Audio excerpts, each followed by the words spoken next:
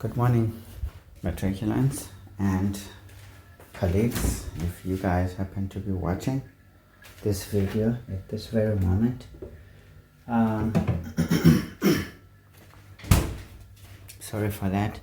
I don't know, when I start to talk I become so nervous, my throat starts reacting, and so this is what happens. And sometimes I don't coordinate my swallowing of my saliva so well, and that leads me to this moment, which is very annoying, unfortunately, as natural as it comes, because it's a reflex. It's not even something you plan, although we can modify that reflex with our knowledge and being aware, but it's almost impossible to really get on top of it because it happens instantly. So forgive me if I do these moments as often as you would not like me to. Now folks, I want us to look at some worksheets that I have compiled for you guys, and please, if you want it, it's gonna be on the description. I know I've been promising things on the description in the previous videos, but due to time have not been able to link those in there. But in any case, you guys don't seem to really care anyway, because you don't seem to cry for those things. It just shows you probably don't care. But hey, if you do, well, you will find stuff on the descriptions. I'll try now to look at most of my videos where I did not do some proper edits and try to add some of the things that I have been promising but was not able to do. Now guys, I'm not going to be treating these functions like the standard, style that is taught in your schools, because yes, maybe part of the things I'm going to share here are exactly how you are taught things, but I just want to show you guys how you become independent in thought when dealing with issues of functions, especially when it comes to notation, because the notation often poses a challenge to other students because they fail to understand the implication behind the notation. So let's just treat that for a second. In terms of notation, we use what we call, let's just use f. Aibo, tenem bingo. Yo, f of x. We know that f of x stands for some y value. Doesn't really matter what the function looks like. At this point, we're just focusing on the beginning and the end. F of x simply represents y. But now what does x represent here? This is an input value. Okay? An input value here, we sometimes call it an independent. An independent value. This is what comes first. And independent values mathematically, when you talk about function, this is mostly x coordinates. Okay, so we need to appreciate that this is essentially the situation. This is an input such that we qualify this as an independent value, meaning this is what comes first and it influences the direction of the output, right? And essentially this translates well with x coordinates because they come first and the y values come next. And then we look at y. What does y represent? Y represents the output value. Okay, and the output value is sometimes called the dependent. I don't know what I just wrote there. Dependent value, which translates well with essentially the y coordinate.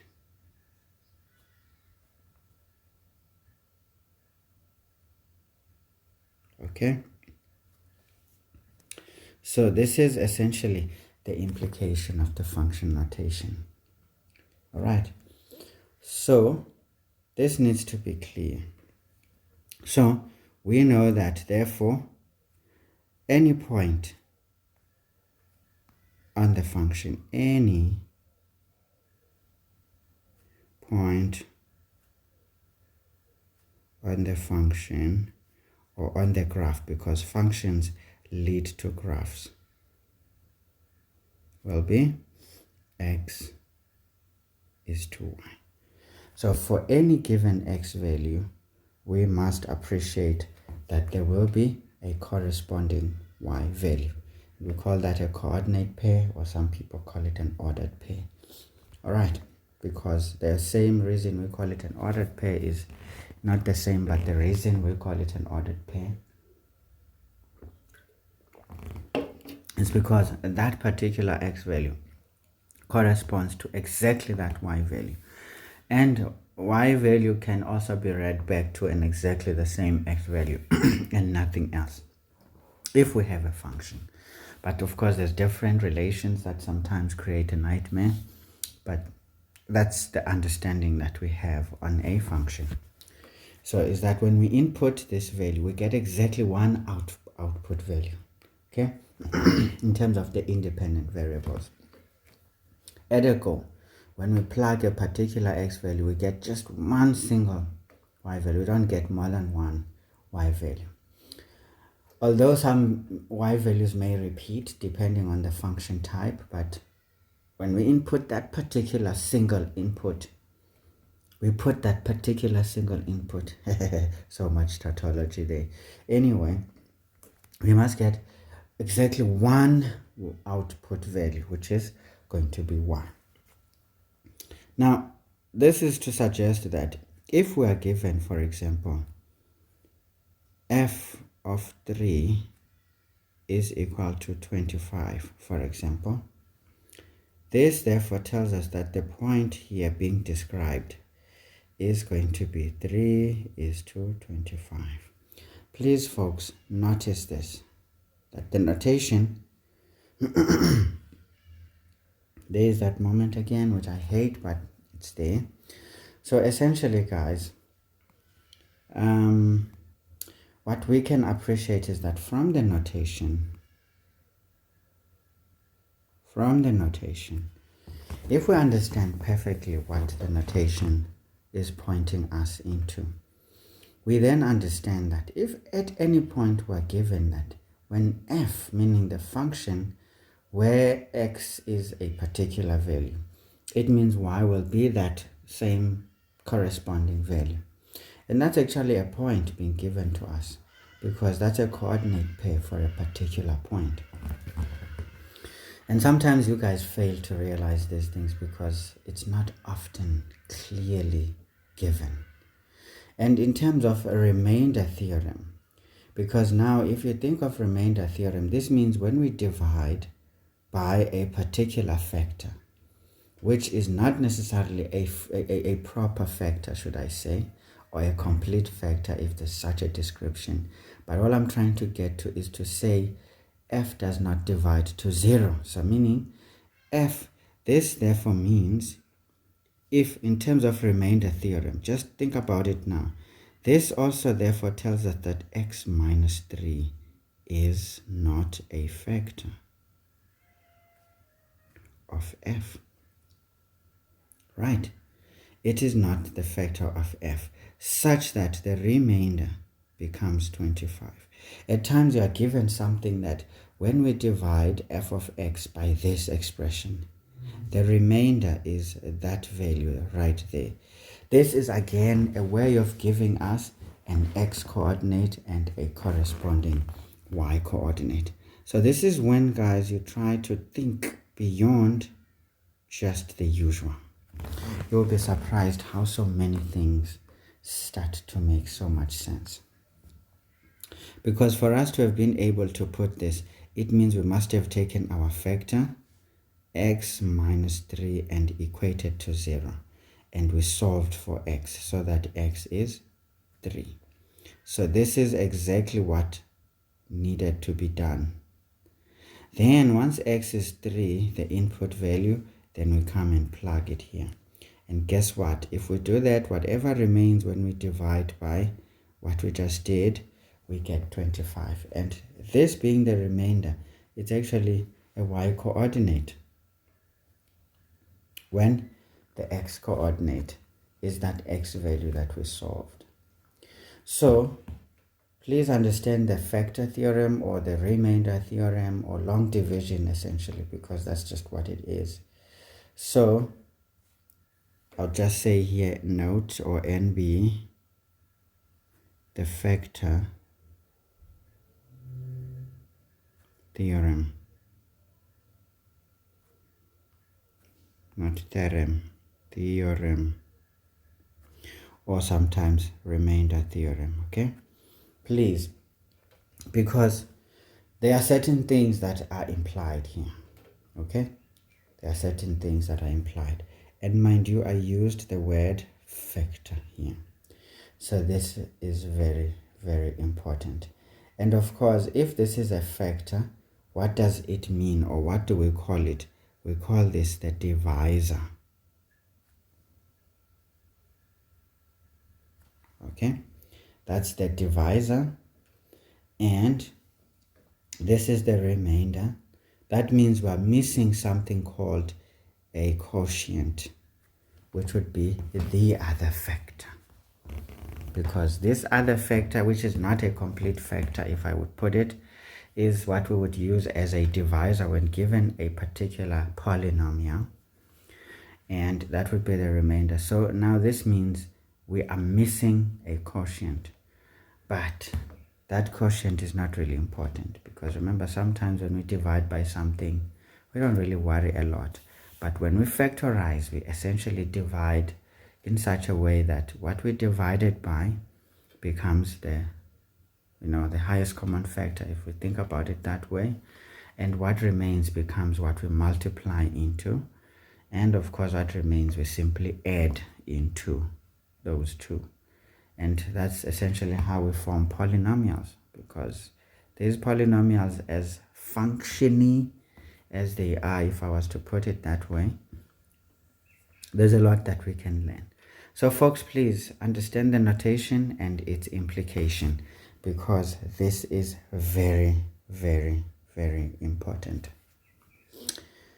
So those are the two scenarios where f of x is a particular value, it's a remainder. But now it also comes in naturally for us to appreciate this. Now we can simply say, therefore, or we can say also, we need to appreciate that when we are given f of, say, a particular value, say 1 is equal to 0, what does that mean? This essentially means that a point here is a y-intercept, is an x-intercept. Okay, so this is 0, this is 1 and 0. And remember, whenever y becomes 0 in a particular point, this becomes what we call an x-intercept. Okay, it's an x-intercept. This is where a function cuts the y-axis. Okay, so whenever we are given an x-intercept, it follows that essentially x minus 1, we always take x and equate it to 1, right? And then we work it back. Or we can say this, then we work it forward. We say that x minus 1 is a factor of f. Okay? Whenever the remainder is 0, because this is the remainder, whenever the remainder is 0, it means something is a factor. That means we divide fully by this and nothing remains. So this means this is a, if I would call it, a perfect factor or a complete factor. Okay? Because then the remainder is 0. And at times we need to appreciate that remainder here is 0. So you may be told something that when a particular function is divided by x minus 1, the remainder is 0. So this is exactly spelling out an x-intercept. Okay? Because when y is 0, for a particular x value, that's what we have. So guys, this is so important to ensure it is properly understood. I know it's not always the case where we really put enough effort in these things, but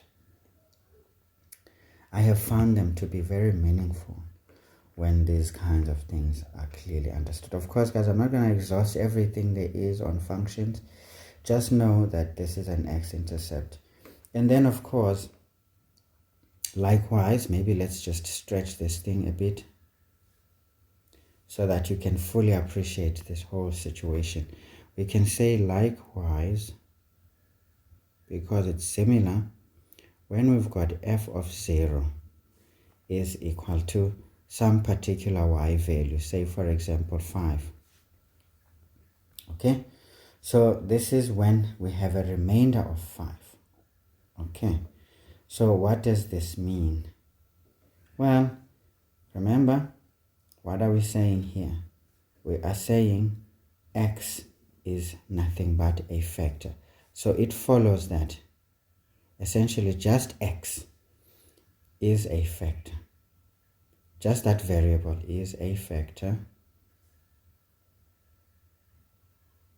such that the remainder is equal to 5. Now this implies that a point here, let me write it properly.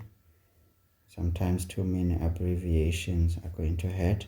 So it means here x is 0 and y is 5. Okay, because when we plugged 0 there, so you could easily say perhaps x minus 0 if you will, or you can just say equal to 0. So this is what we have, guys. And what do we call this point? We call this point a y-intercept.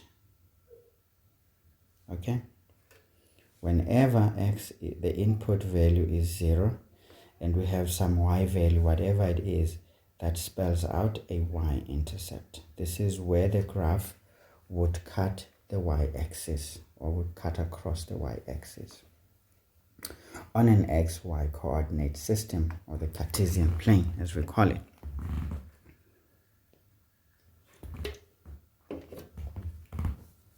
So please, guys, we need to know these things. They are very important. And pay attention to how I name certain things, because I know those things can be quite confusing, but ensure that you follow, and you follow very well. Let's not exhaust anything there is to talk about, but I just wanted to clarify this part because it often gives people a problem, especially with NBT related questions and those higher order questions on functions. Now that we spent some time talking about those things, let's just put it to practice now. Let's get to question 1. Now, what are we doing here? Okay, let me write it properly. Question 1. Now, I slant so bad, I don't know. Anyway, question 1, we are given here f of x is 2x squared minus 3x plus 5. I actually used my computer to type this out, and I felt so proud to know how to write mathematical equations on a damn computer. I never did before, you know. I never tried. Thank God. Fiddling through Microsoft is so good, because I came up with this thing. So I'm still gonna try and get myself into drawing proper graphs using that software. If it does, I don't know. We'll find out. So makes me feel like a boss. So guys, we've got this, and then the question says determine the value of f of 0. Okay, so this is 1.1. We know f of 0 is saying in the expression that defines f of x, we need to replace the variable there with 0. It doesn't matter what the variable is. So we see 2, where we see x, we put 0, and we follow the rule as it is laid out for us. Okay, so guess what? All these terms get killed, such that f of 0 is nothing but 5. And obviously we knew that the constant in any equation or function becomes the y-intercept. So this is 5. So this is exactly the value that we're being asked, because the question says what is the value. But now what are we going to say here? We can say, therefore, a point here is defined by x being 0 and the corresponding y value is 5. But remember, this is extra information now. That was not the question. So at times we need to separate our knowledge from just answering the question. It's very important to answer, but at the same time we need to understand what we are doing. So you see, with all the knowledge we have now, we can make this nicely, and we can even label this as what? The y-intercept. We can label this as the y-intercept. Okay? If at all somebody questions us and say, what is this point? It is clear that for this function, that becomes the y-intercept. Okay, guys, this is just the basic stuff here. So 1.2, we're not going to complicate it. So we've got f of minus 3. This is equal to, remember, this is the rule. Sometimes this is referred to as the rule of our function, or the definition of our function. So from the definition, we know that we are going to place where we see the variable, that value over there. So this is going to be 2 into minus 3 all squared minus 2. Sorry, minus 3 into minus 3 plus 5. Therefore, f of minus 3 will be, now this is 9 by 2, that's 18. 18 plus 9, that's 27. 27 plus 5, that's 32. Of course, guys, you plug it into the calculator, and of course the question was on the value, but we know that essentially a point here is essentially given by minus 3 and 32. So these are literally coordinates on the graph. Now this one is basically any point on the graph. It's not an intercept, it's not the turning point. Of course, we don't know what the turning point is, but for now, this is just any point except an x or y intercept. Again, this is not the question, but this is what we need to realize. And on top of this, we know that when we divide by the divisor x plus 3, the remainder becomes 32. This is again another issue that needs to be very clear in our minds.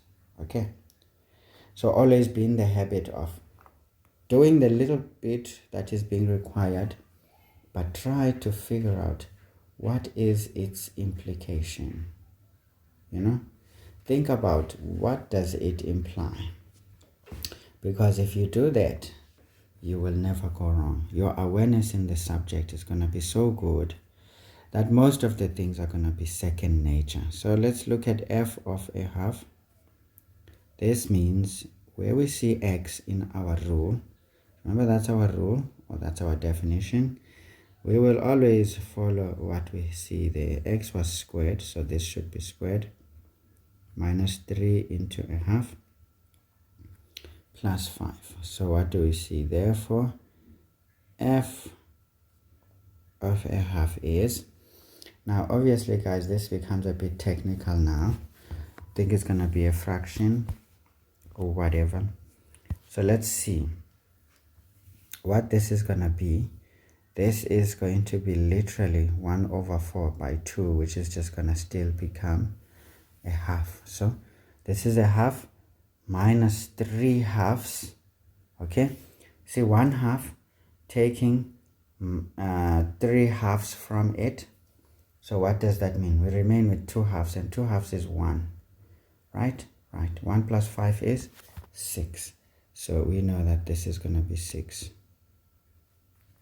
Obviously, you can just plug it onto your calculator just to ensure that, hey, your charisma is not going to sell you out, because at times when this thing is like that and you're not used to doing it in the head, you get it wrong. Can you see I made a huge bloody mistake? Because guess what? As much as I was right, I became very careless, sloppy. Do you see that this was going to be minus a half? Because we took more from less. So we are running a deficit. So it should have been minus 1. Minus 1 plus 5 is a 4. Can you see it sounds right? But it's actually wrong. So again, these are the flaws of doing mental math. But remember, you need to get used to it because you can't rely on the calculator for everything. But do double check so that you get in the habit of being right instinctively. Again, guys, you understand what this means. I'm not going to go through it now because you have to know. So we understand that now x minus a half. When we divide by x minus a half as a divisor, the remainder is going to be 4. But this gives us a coordinate where on the graph, when x is a half, the y value is a 4. So this is again another point on the graph. Nice and easy. So I know it gets a little bit boring now because you're like, even the first one was already boring. So we've got a minus 2b. Now we're just putting it a notch further. So what happens when we get these kinds of things?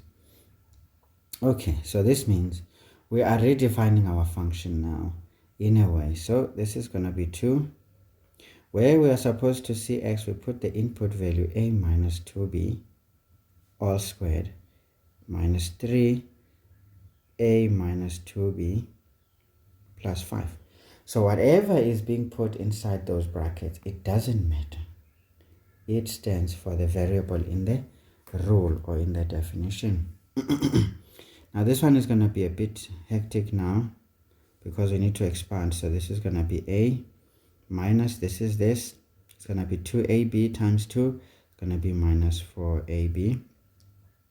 Plus we square this, is going to be 4b squared. Okay, minus, we distribute here, we get minus 3a plus 6b plus 5. And so we distribute the 2, we get 2a squared. Sorry, I made a mistake there. 2a squared minus 8ab. And then it's going to be plus 8b squared minus 3a plus 6b plus 5. Remember, guys, that's not 66, although it looks like it. Are we able to simplify further? Not necessarily. So at times we just leave it as it is. So we can just write, therefore, f of a minus 2b gives us that expression. This is still a coordinate on the point because once we know the value of a and b, we will be able to define that input value, and we will have a defined or a definite output value, and so we can have that point. So this is a complex point. So the emphasis here is to say whatever it is that is on the input, it will result into some corresponding output if what we have is a function. So it shouldn't scare you. Okay, great. And of course, if we look at this again, you need to appreciate that if we say x minus this complex issue here is essentially whatever it is a divisor, the remainder is going to be that expression. And this means once we have these, we will be able to narrow this down to just a single value. So someone may even push you further and say, simplify this, is going to be minus a plus 2b. They can say, prove that this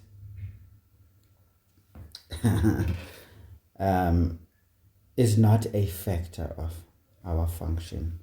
And of course, I mean, there are many things that we can say. Let me not be crazy now, because I'm trying too hard, I suppose.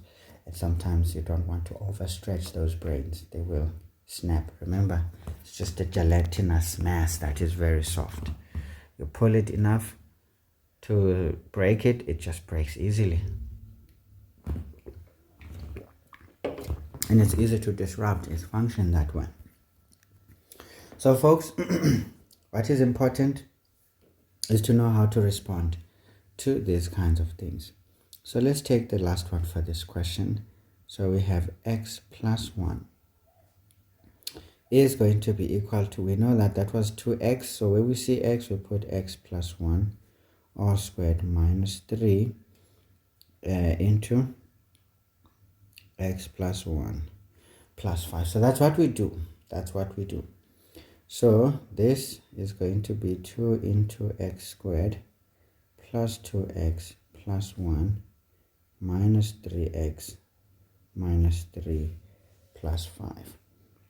Therefore, we understand that f of x plus 1 is going to be, we distribute this, is going to be 2x squared. This one is not going to be taken out by any term. This becomes 4x squared minus 3x. It becomes just x. And then we have 2 minus 3, that's minus 1. Minus 1 plus 5, that's just plus 4. So this is what we end up with, okay? Great. And what have we just done, guys? Appreciate shifts.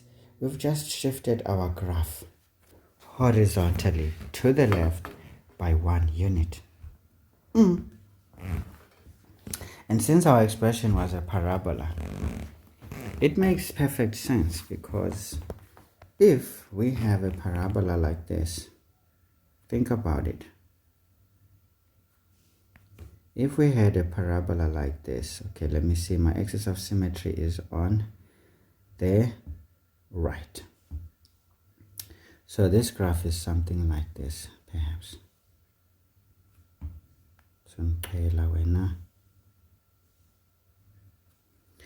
So do you see, guys, this was going to be, say, 5 here. But now as we shift this graph to the left, you will appreciate that the y-intercept is going to be much lower than that, right? Do you see, as we shift this, can you see the y-intercept drops? So it makes sense for us to have the y-intercept dropping like it did over there. So there are certain things that you need to appreciate, folks, that essentially maths, guys, is something that is so beautiful if you just understand what's cooking. So can you see it drops to 4 when we shifted 1 unit to the left, because this is a horizontal shift. Again, this is speaking to some form of transformation of graphs. So whatever we did here, once we put a term for x instead of just a particular value, we just put a term, of course, depending on what the variable will be and what the other one is going to be, whether known or unknown. We are literally shifting our graph about the axis. That's literally what we are doing. So folks, please understand and appreciate these things. They are very important, because you know what? It's interesting. It's very interesting. So of course, guys, I'm just jumping around, giving you as much as I can every time we keep moving, because we need to understand something here. Now, if we were to know the value of x in this case, this thing stops being a transformation. It just becomes a point on the graph. But in this notation, or in this format, this is a transformation. So this is shifting our parabola to the left by 1 unit, literally, if x remains the variable that we see in our rule. The key here is that x needs to be that same variable for us to say this is a transformation. Otherwise, then it doesn't become a transformation. If x has a particular value, that is no longer a transformation. So these are things to just consider as we move on, okay? Fine, let's get to question 2, guys, without really stretching it too much. Sometimes it's always important to watch a video, because if you were to have this worksheet, just download it and not listen to what I have to say, yes, you would get the idea. You would answer most of the questions here effortlessly. That's for sure. But do you realize that you'll be lacking a proper understanding if, and only if, of course, you're not someone who pays very strict attention to detail? Because this is where maths kills people. People think details in maths are meaningless, especially lazy readers. I often write comments on Facebook sometimes when people are being stupid there. because I mean, I started out on Facebook like everybody else when it comes to social networks. As much as I did know YouTube, okay, let me not lie. I started on YouTube back in the days, 2011 to be exact. That's when I created a YouTube account. And I was still a fifth year medical student. And 2011, lying. I was a final year medical student. I was doing my final year.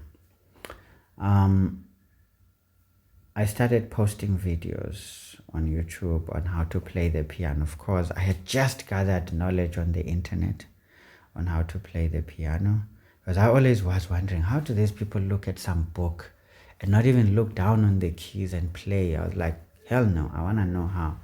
Because I kind of fiddled my way through the keyboard by seeing how they played a few church songs, in our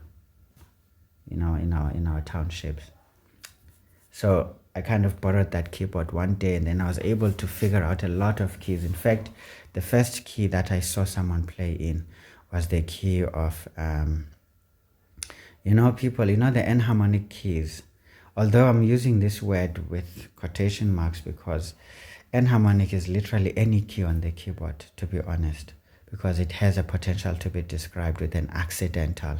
Now, music majors or people who do music would know what I'm talking about. But if you don't, well, when I talk about when I say enharmonic keys, I'm just literally referring to the black keys on the keyboard.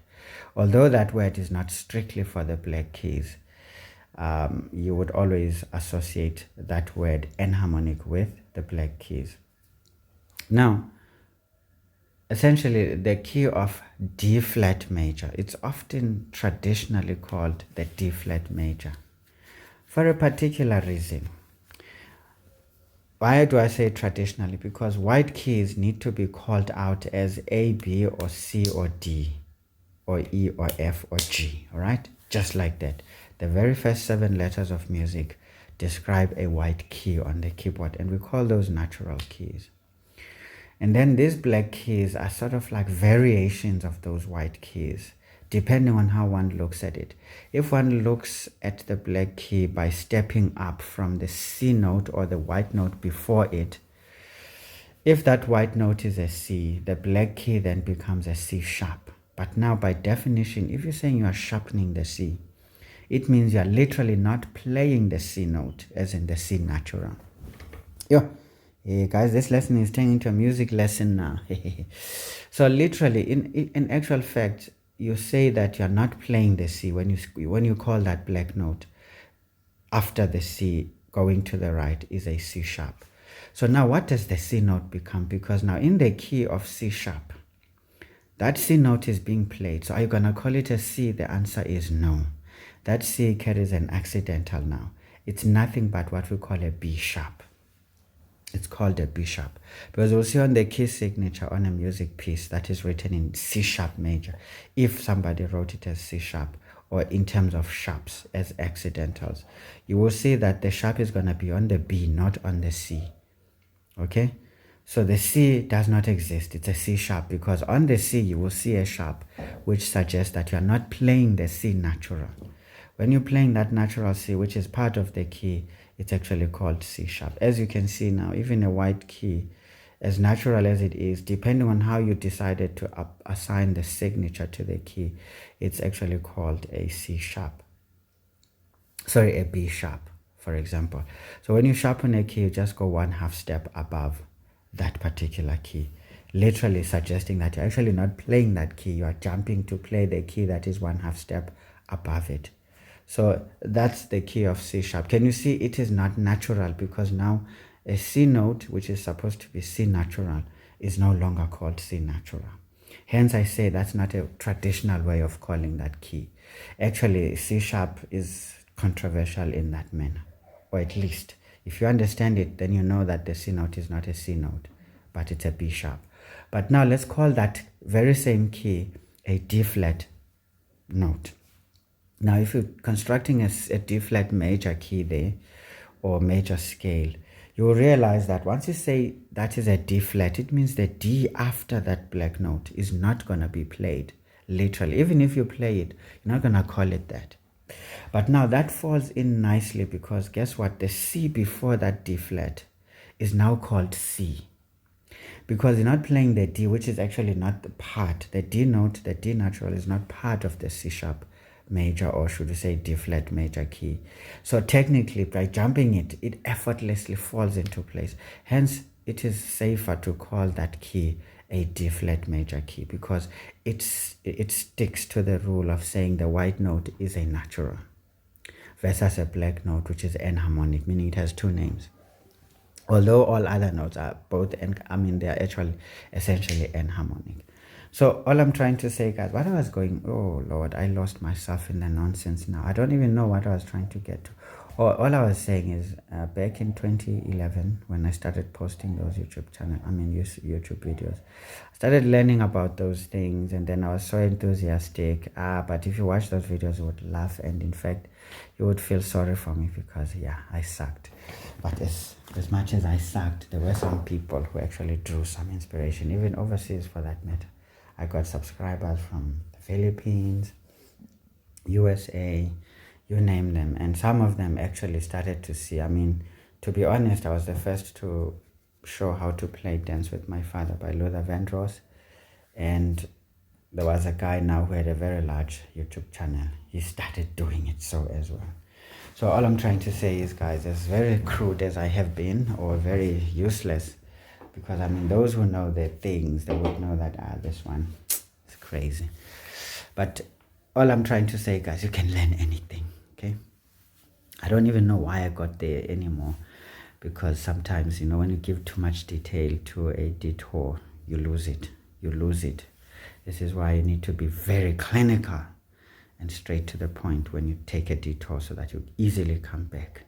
If you take a detour and take turns and take branches, you end up losing the main road because you don't know how many turns you took, right? That's exactly the situation here. So essentially, guys, when I started out on Facebook, the point now is back. My brain is not that bad. Actually what I was trying to say, guys, if you don't pay attention to small detail, you will never understand how things work, the dynamics and all, because they are all built on small things, but they look and at least create a complicated picture because many people do not look at those things. It's like when you have a problem in real life, you find yourself not knowing how to solve it because you have missed the source. It's a very small thing, actually. One that you're not going to pay attention any day because nobody taught you to do so. And because you are just like a person who depends on being taught everything, you will not notice it. But if you pay attention to detail against, the status quo, I promise you, you will crack things that many people would wonder why. And it's not because you're special. It's just because you pay attention to small detail.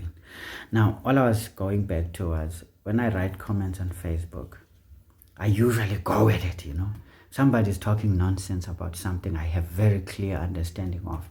I go at it.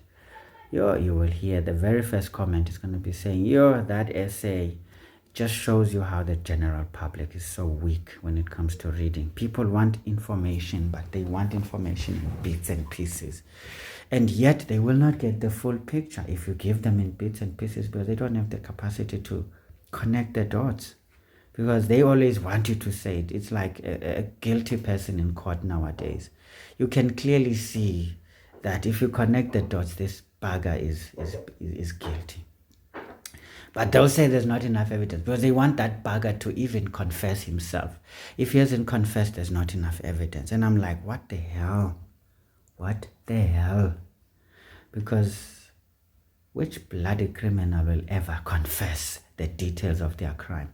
Take some of the crimes that have happened in the past and someone gave very clear details. I did 1, 2, 3. That's a nonsense. That's a fall guy. That guy did not do what he said he did. I'm not going to go to a specific case, but if you have been paying attention, you would know. I'm just trying to say a lot of nonsense is accepted because it seems to follow an expectation of some sort. And yet this nonsense is ridiculous.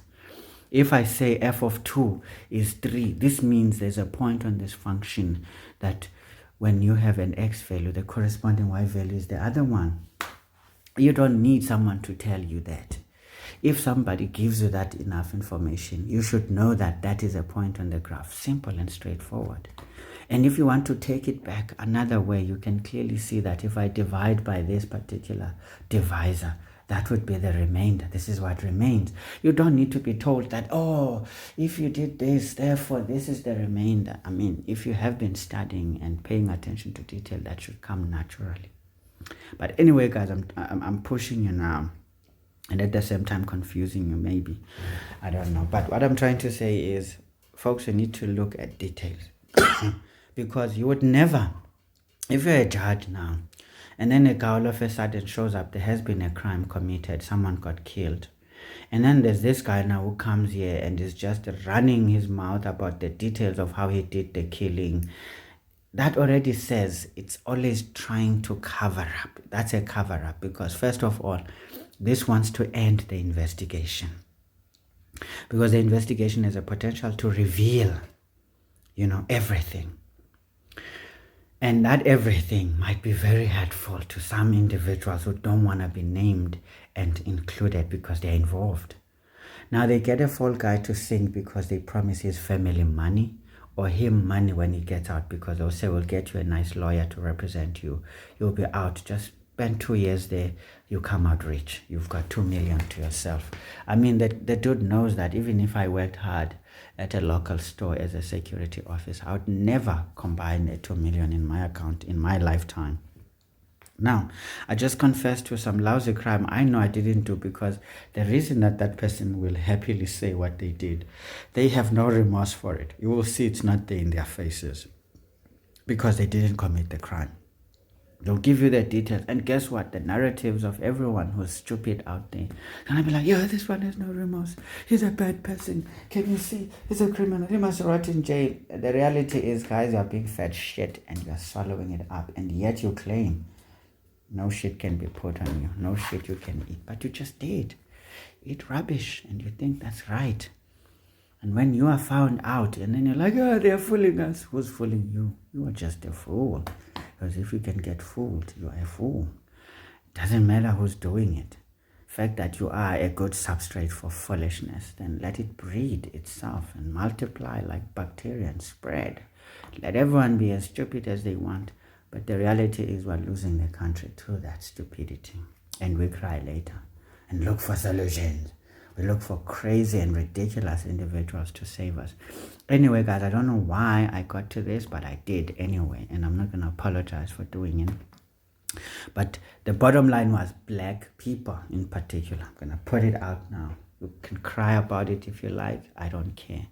I'm one of you guys. I am black and very, very, very stupid as well. So technically, black people are lazy to read. The multitude are lazy, because those are the people who often cry about the comment being too long. If I comment on a MotoGP page on Facebook and write a very long, lengthy comment, I have not. If I would say I did, it's very seldom that I got someone complaining that my comment is an essay. Instead, I get a response, whether clinical response that is short and long, or yet another long, which somebody is just arguing their case. But blacks, you write a long comment, they will start naming it an essay to try and make it look not necessary. But they don't understand that they would never have understood the picture if they didn't read. And some even skim and scan that whole thing and then start commenting in a stupid way in a response of some sort. And you're like, how stupid is this individual? First of all, they didn't read the entire thing, but they already have an opinion. How can you have an opinion when you don't have the complete picture? You are ridiculous, are you not? Very ridiculous and stupid. In fact, I don't know, man. Even stupid is a very soft word to describe you. You are unsalvageable. You are unsalvageable. You're like an organ that is infiltrated with cancer. The only way to deal with that cancer is to remove the entire organ so that it doesn't exist in that body, because it's already useless like that. We may as well do an organ transplantation, meaning we replace you with something better, because you're not of any use, truly. Anyway, guys, I'm sorry if it touches you and rubs you wrongly, makes you itch under your armpits or whatever. Is it under your armpits? if it makes you itch in the armpits or under your arms. Yeah, the intention is to irritate you anyway, because if you stay comfortable and I speak nice words, you're gonna be more stupid. If I speak rough words, you're gonna start introspecting. Yes, you will retaliate, because that's the natural thing, to retaliate mindlessly so and ignorantly so. But deep down, you are going through the process of introspection. You'll start to realize how right I was and how wrong you have been. And guess what? Your next response in a similar situation is going to be more careful and considered. That I can promise you. It's not going to be as ridiculous as you have been.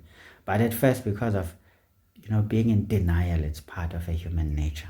We often don't believe what we see the first time. Unless we have something to benefit from it, we always believe even a lie, until we realize it's a lie. But because we stood to benefit, we kind of behave as if it wasn't a lie. But anything good that threatens our position, we always run into defensiveness or being in denial. And then, anyway, guys, we're doing maths. Anyway, that was a form of a break, guys. I don't like to do breaks in a different way. My breaks is just babbling around and hoping that I will hit something with that, It's like, casting a net into a pool or whatever, a dam. And then when you pull, you just grab whatever is there, whether the right fish is there, the wrong fish is there. But unfortunately, that's what happens when you just cast a net. But if I was to have a microscope or something that can help me look specifically for the one I want, I could actually target that. But that's not the case now. Anyway, guys, whatever is the situation, it is what it is. So x is equal to 3x. What I'm trying to say now, let me say it again. I know I keep saying and saying, but never getting to the point. But what I was trying to say, guys, pay attention to detail and try to understand that detail on top of it, because just recognizing it is not enough. You need to understand its stance. What does it stand for? What does it give us? And what can we do with it? And why should we even pay attention to it? Okay? So blacks are lazy readers, but they want to succeed and they want to be seen. And this is how we always portray ourselves, in a very stupid way. Take our unfortunate guys. It's just unfortunate. Take our female DJs. Our female DJs are very ridiculous because they want to be seen, but they don't have the talent that's required to be seen. Now they use their natural body because, unfortunately, the center of attention for the opposite sex, naturally. Now they go half naked or semi-naked or even naked, literally, so that they can get the attention, because now people are no longer listening to the quality of the music being played and the artillery of the player in doing the joking around with the machines there. They'll just focus on the look. And of course, people always try to associate with what seems to be given attention. So others are simply going to just like that person because everyone seems to be looking at them with interest, of course, hoping for some other things. And now we go around claiming, nah, they're right. Very ridiculous things we support with passion, with blood, sweat, and tears. You will see how they will tear you down for what I just said if you wrote a comment like this somewhere in those pages. The very black people will tear you down to pieces. But when tomorrow the repercussions of that behavior start to come to fruition, because we always don't think about the consequences of what we do and support. Yes, it looks harmless, but if you can look at the consequences of something that is on its own harmless, they can be very harmful and in fact irreversible. And then we cry as if we didn't promote it, because unfortunately, guys, look at this. Okay, guys, let's stop now. Let's do the math. Let us do the mathematics. Anyway, guys, we're going to spend some time here if you want to learn, but if you don't, go away. Okay. Now, I was looking at another issue now when I'm saying we don't pay attention to detail, guys. There's this guy who was born with some congenital malformation where they have microcephaly, meaning that the skull is small. But essentially, when you say microcephaly, the cephalon in Greek is essentially, the brain, right? So microcephaly means the brain is small because it takes the brain to be small for the skull to be small as well. Otherwise, if the skull became small while the brain wanted to be bigger, we start to suffer issues of mental retardation. But of course, this one is very difficult to separate in a way. But hey, that's the story. Look at that guy with microcephaly. Let's just refer to both the brain and the skull. He has a small skull, which means his mental ability is going to be limited. So it's going to be more on the survival technique, because remember, every brain that fails to grow big, guess what fails to grow big enough? Is the cerebral cortex. But the cerebral cortex is all about learning, being, talented, and, matching with the environment as best as you can. But there's always the core of the brain, which is the brainstem and the central structures, which we call the diencephalon. These have a very strong bearing on emotional behavior because this is primitive. It's instinctual, if you think about it. Sometimes you just feel a certain way about something, even if you haven't seen it before. And it turns out to be exactly right because there's some very solidity to our instinct. Now, this guy is limited in mental capacity and functioning, meaning he cannot reason the same way as a normal individual, as much as you can teach him basic things that his brain can handle. But there are certain things his brain is never going to appreciate, that they are wrong or right. Now there's these girls who go around kissing that boy. They're making him touch their boobs. Of course, eventually he's going to start to notice that people actually touch the buttock. They touch in between the legs and even do more there. Now remember, for him, it's going to be more of a survival instinct because he's going to be using his emotional component of his functioning, because that one, it's actually what is given to all of us. Even we want it, we don't want it, it's there. But the ability to inhibit certain desires or certain actions, it's through learning. Now you need a brain that develops well, but now his is not, unfortunately. Now if he gets around those things, now he'll realize a woman wears a dress, right? Of course, that's what he sees in his mind now. And if he sees that a woman can use a man in a man can use a woman in a particular way, to him it's a matter of a must. It's a survival thing for now. Now you will see anything that wears a dress. He's not going to separate whether this one is older, this one is younger. So now I need to go for someone older, my age. He's going to rape a child one day when he sees what he saw in an older woman. Or he's going to start touching young girls inappropriately because those who were old enough allowed him and they are of the right age to allow him. He's going to start doing that. And guess what? Tomorrow he's going to rape a child. And then we're going to say it's the devil. And we're going to say a lot of things that, hey, this one is what. And we forget that we promote these kinds of things. Okay, guys, let's pause now. I think I said more than I'm supposed to. But these are arguments that I do not have time to speak about separately because I do not want to be popular. I hate being popular because it clouds my judgment. Anyone who's popular, they start off well, but they end up lost because they end up thinking they've got it when they actually have just got it on the tail. It's just that they were given the spotlight. Whether duly or unduly, it doesn't matter. But all I'm saying is if you don't avoid popularity, you will always fall into the trap of being just like everybody else or just doing things to please your crowds. Because the moment you oppose them, then they fall away and then you look cold and alone. And that's a very sad feeling, but it's not nice when you once had the support and now you no longer have it. It's not easy. Okay, so guys, what I'm trying to say, pay attention to detail, guys. Look at where something is leading to.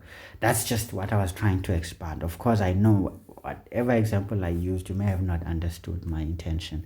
Now let me spell it out for you. What I was trying to say, if you pay attention to detail, you can see where something goes, even before it goes there. And that way you get to know how to adjust accordingly if there's an adjustment needed, and how to plan further if there's any planning that's needed, and how to respond accordingly if that is what is necessary. And that means you will survive the day, whether it's an onslaught or you will succeed exceptionally so if it is success. Okay, so let's pay attention to detail, guys. As I have said, all we have done, we just tried to push you guys to understanding the implications of the notations and where they are going. And I made some very weird and controversial examples to try and expand on this idea, and of course you will think it's a rant, but it was not. It was an intention by me to show you things you don't think about and how you can see where something goes from its beginning. Because if you understand that something at the beginning, you'll definitely know how to predict the coming or the future. But if you don't understand the beginning, you'll always wonder, I wonder what the future is going to look like. And it looks different. Oh, it looks like that. I wonder what is the next thing about it now. So you'll always be wondering. All right.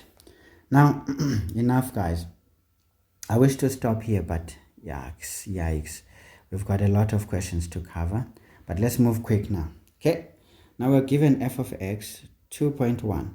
We are told to find f of 2. Now we understand what we are doing, so I'm not going to explain what I'm doing. You just have to know. If you don't follow, guys, angeke uncanyiwe. So this is going to be 6 plus 5, that's 11, right? Right. And then that's it. Now remember, this is a point on the graph. When x is 2, y is 5. Remember that. And know everything there is to say about this. This means x minus 2 is not a factor. As much as I used the word factor in my explanations here, this was essentially not necessarily a factor, but is a divisor. Maybe let's just stay away from that word and say divisor, because someone may be asking me, why are you saying this is a factor? This is a divisor. When that is a divisor, meaning we divide by it, then the remainder is like that. And perhaps I need to say that that is not a factor. Okay, maybe here it's better. It's not a factor, and therefore that becomes a remainder. And of course, this is called a divisor. Maybe I need to make that one very clear so that you don't start to lose me. So 2.3. So now, guys, pay attention to the details. So we've got f of x plus, of 2 plus h. So what is this going to be? Again, you know what we need to do now. So where we see x, we put 2 plus h. I'm so attached to x. So therefore, f of x, come on, man. F of 2 plus h. So remember, once we know the value of h, this is just a point on the graph. It's not any form of a shift. Okay, so this is going to be 6, right? Plus 5, that's 11. And then plus 3h. Okay, or you can start with the 3h or whatever. So that's the solution, guys. And remember, once we know the value of h, we would know this point on the graph. This is not a shift or anything. This is just describing a point on the graph when h is whatever it is.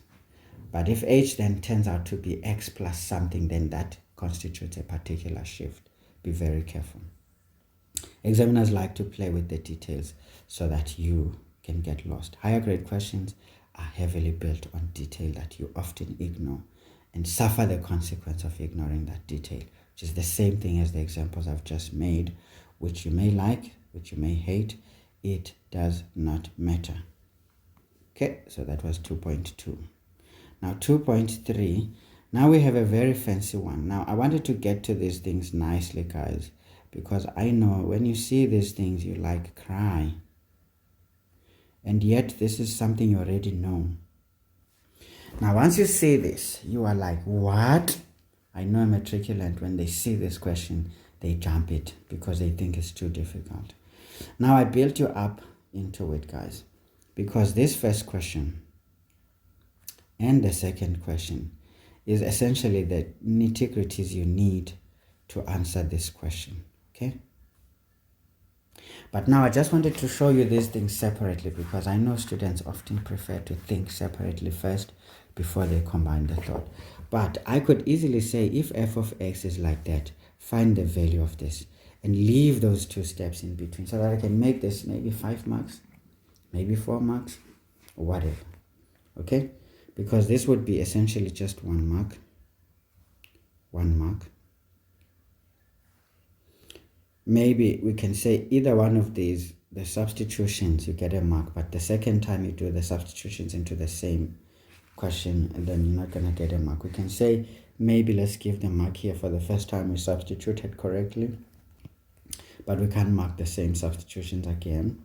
So that's 3 marks. And now we will probably get here 2 more marks, or maybe 1 more mark, doesn't matter, to make it a 4-mark question or a 5-mark question. So this is actually the ultimate, but I wanted to build you guys slowly into it, because I could easily have just given f of x as described above, and then from that f of x pop the last question.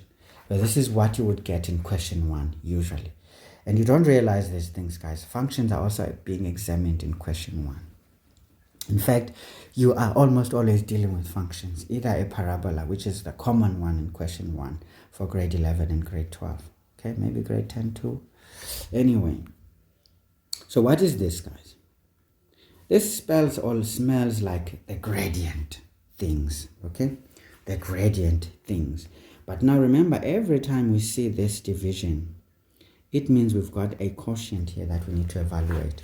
Now, whenever we evaluate a quotient, we know that there has to be a restriction on the denominator. We know that h should never and can never be accepted as 0, directly like that. Because, yes, h can tend to 0, but it can never be 0. But when it is effectively 0, we can take it as such. Remember, there's such a thing. When we talk about tending to, or essentially, gravitating to, or essentially converging into, it means we are essentially approaching something that we never reached. It's more like an asymptote. So this is an asymptote. It means h must not be 0 here, because we cannot divide by 0. Algebraically, for this to exist, to be real, this is not acceptable, because we cannot define that. So this is what comes to mind. That, okay, whatever I do here, I can never have h as 0. But how could what if I say h tends to 0, as you would often do in calculus? Because it means then eventually I'm going to say h is as good as 0. But could I at this stage? No. So think about these things when given such expressions as to what would I do if this is the case. Of course, this is just to say, what if h tends to 0? As much as I know h must not be 0, it's fine. But what happens when it's very close to 0, but it's not exactly 0? It's as good as 0 most. Okay, now what is f of 2x plus h? Guess what? We got that 1. So here we just easily substitute. This is 11 plus 3h. Minus f of 2, we got 11. So that's 11 over h. Okay, that's nice. So these are like terms. They take care of each other. So we end up with 3h over h. Now this is nice, because h and h, when it's like that, they divide to 1. So the answer is just 3. Very nice, Moss. Now, you could easily see, guys, that this could be made into a 5-mark question, literally. Because, first of all, if these questions were not asked, you would get a mark for doing this, as in getting that value. So the mark would come here. For doing this, getting that value, you would get a mark over there. And you would get a mark for this. Okay, all right, okay. So obviously, guys, when looking at it entirely alone like that, we would say this is 3 marks. But since we substituted, we are going to drop the extra mark, because now everything is all about correct substitutions and the answer. So we narrowed it down to 2 marks from a potential 3-mark question. So you need to think about these things. So whenever you're given these forms of notations in your function questions, be able to deal with this. Whenever this is given in question 1 and you're asked a question like the last question here, because this is what would be a higher grade question if asked directly from the given expression. Given expression, or should I say equation or function. But when we scaffold it like this, we're turning it into a standard grade question. So it no longer becomes a higher grade question in the manner that I did it. But we can build a higher grade question by just ignoring the intermediate steps and make you sweat finding them. Okay, guys, hope this one is nice and you enjoyed the analysis there. So number 3, let's move quickly, guys. I need to exhaust this in exactly 2 hours. So f of x is equal to 4x squared. Okay, again guys, it helps to look at this. What do you see here? This is a parabola, right, where the coefficient of x squared, the highest power, is positive. So it means our parabola is going to be a smiling parabola. But now, if this is a smiling parabola, what's cooking?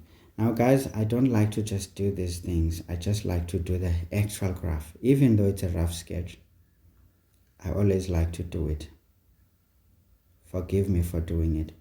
So whenever I see a function, now I'm gravitating towards giving you an impression. Like we could have done it the same way for the other given expressions.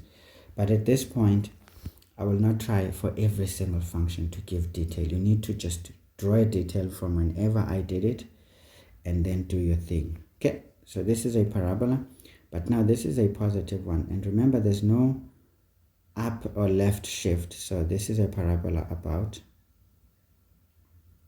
the origin. So this is how our parabola is doing it. The axis of symmetry is right at the origin. Okay, that's it. That's a good sketch now. So we know that this represents our function f. Okay, now there's nothing else we can do here. We are done. So think of this picture in all what we're going to be doing. Of course, we're going to do the same stories. Okay, now we asked a very nice question out of it.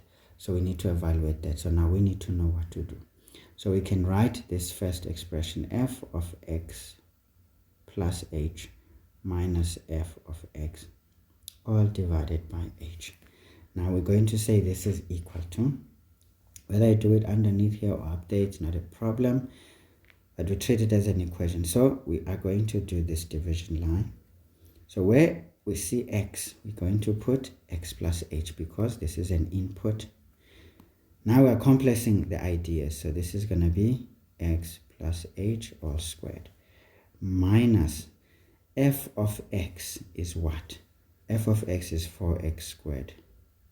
We do that and then we divide this by h.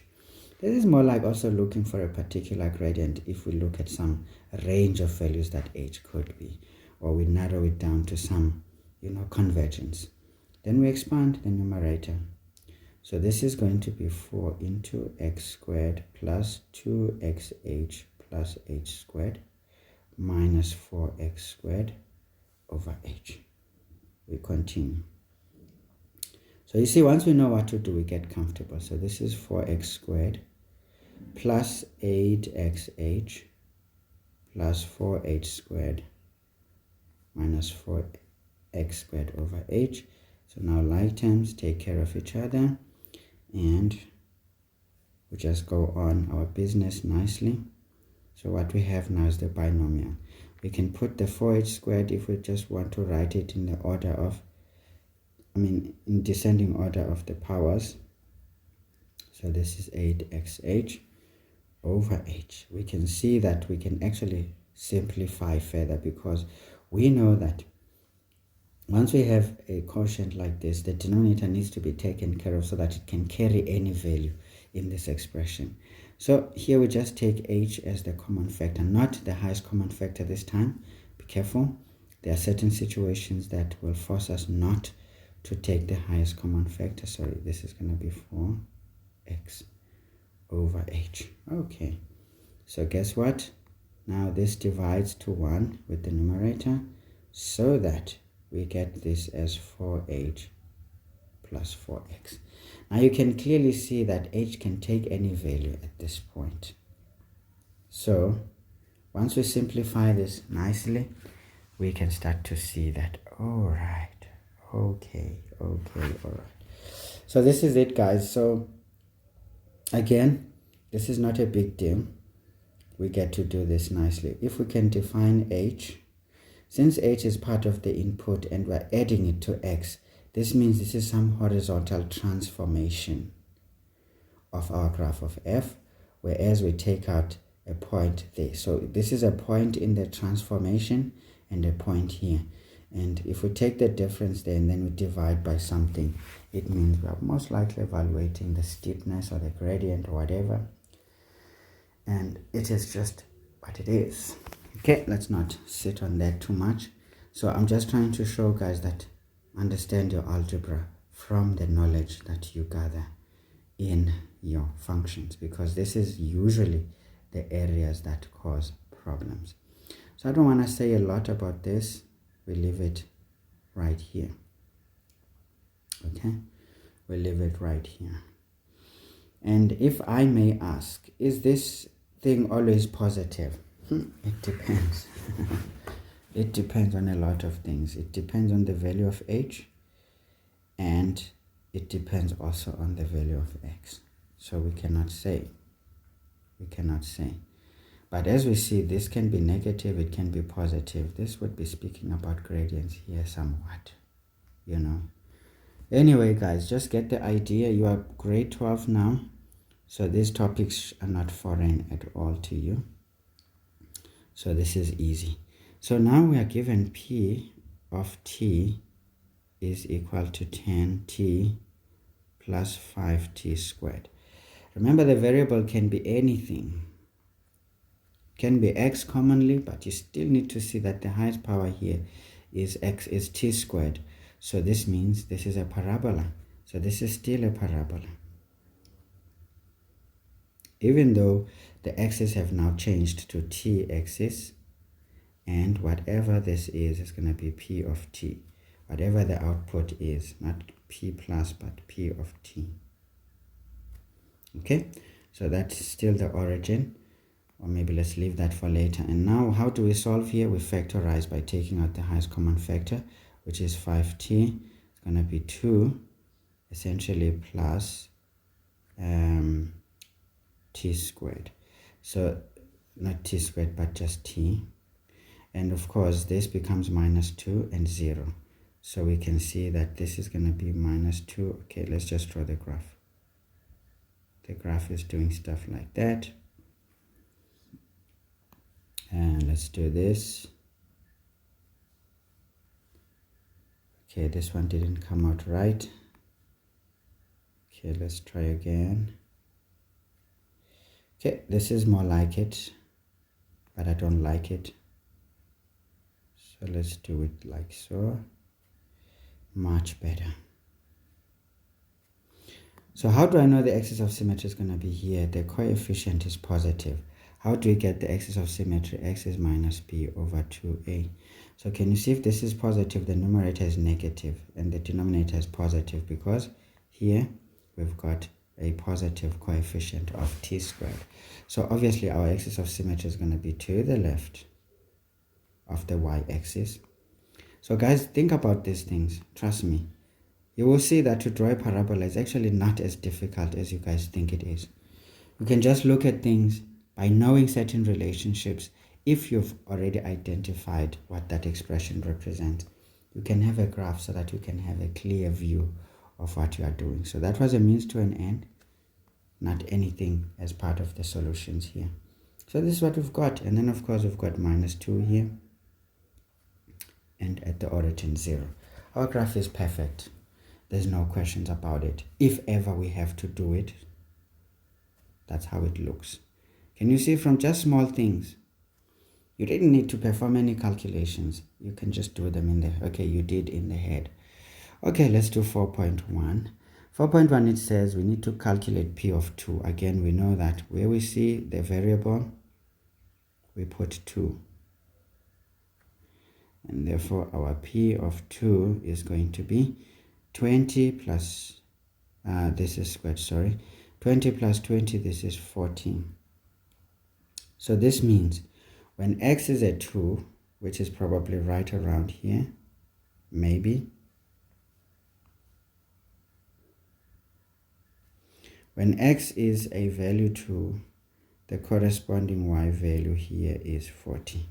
Because this is this point that is being defined right here. That particular point, if we call it point B, is going to be 2 is to 40. So can you see, guys? I mean, think about these things and play, man. Think about these things and play, babas and mamas. Anyway, anyhow, that's good. All right. Let's get to the next question. So we've got 4.2 with 4.2.1. We are told for which values of t is p of t equal to 0. So we know that p of t equal to 0 implies that we have 10t plus 5t equal to 0. We take the highest common factor here, which is 5t. This is 2 plus t equal to 0. Therefore, when we solve here, we know t is going to be 0 or t is going to be minus 2. And that's it. So we've got the values of t. And guess what? These are the x-intercepts of our graph. So since we adjusted this to the notation, those are the t-intercepts. Yayiva ke ngokulento. Funeka ube flexible mntwana esikolo. Funeka ube flexible. Okay, let's do the other one here so that we don't rush into the next page. As much as I know, this is not what I want to teach you guys. So remember, being haphazard is not right if you're a teacher. If you're a teacher or a tutor or anyone who's giving instruction to others or assisting them, please try to be as methodical as possible, because what you do is what the kids inherit from you. They learn by observation. Think of behaviorism by B.F. Skinner and operant conditioning by Sigmund Freud and the likes. You'll just know that teaching centers around those things. And if you master these two principles of human behavior, I promise you, you will produce the best of individuals. And then, of course, there are certain areas you'll learn about motivation, how to motivate people so that they can feel good and what effect it does. You name them, you name them, you name them. Okay. Anyway, anyhow, I don't want to teach, hooliganism, but I want to teach methodical stuff, which is now academia, isn't it? As we call it, academic, or should we say diplomacy, a softer but effective way of arguing points at the same time achieving some goals or calming the sheeps. You see, as opposed to confrontation. So, but sometimes certain things need to be confronted, but in a very diplomatic way. Anyway, when is this 15? So we know that, okay, this is now 4.2.2. I'm super F up. So P of t is equal to 15. So this implies that we have 10t plus 5t squared equals 15. This implies, now we see this is a quadratic trinomial. So we will start writing it in terms of the descending order of the powers. Plus 10t, we then transpose the constant to the other side. And we notice that 5 divides throughout, so we get t squared plus 2t minus 3 equal to 0. And we can then factorize this thing. So we get t, this is going to be plus 3 minus 1. Therefore, t is going to be 1, or t is going to be essentially minus 3. Great. All right, okay, all right. So essentially, guys, we know that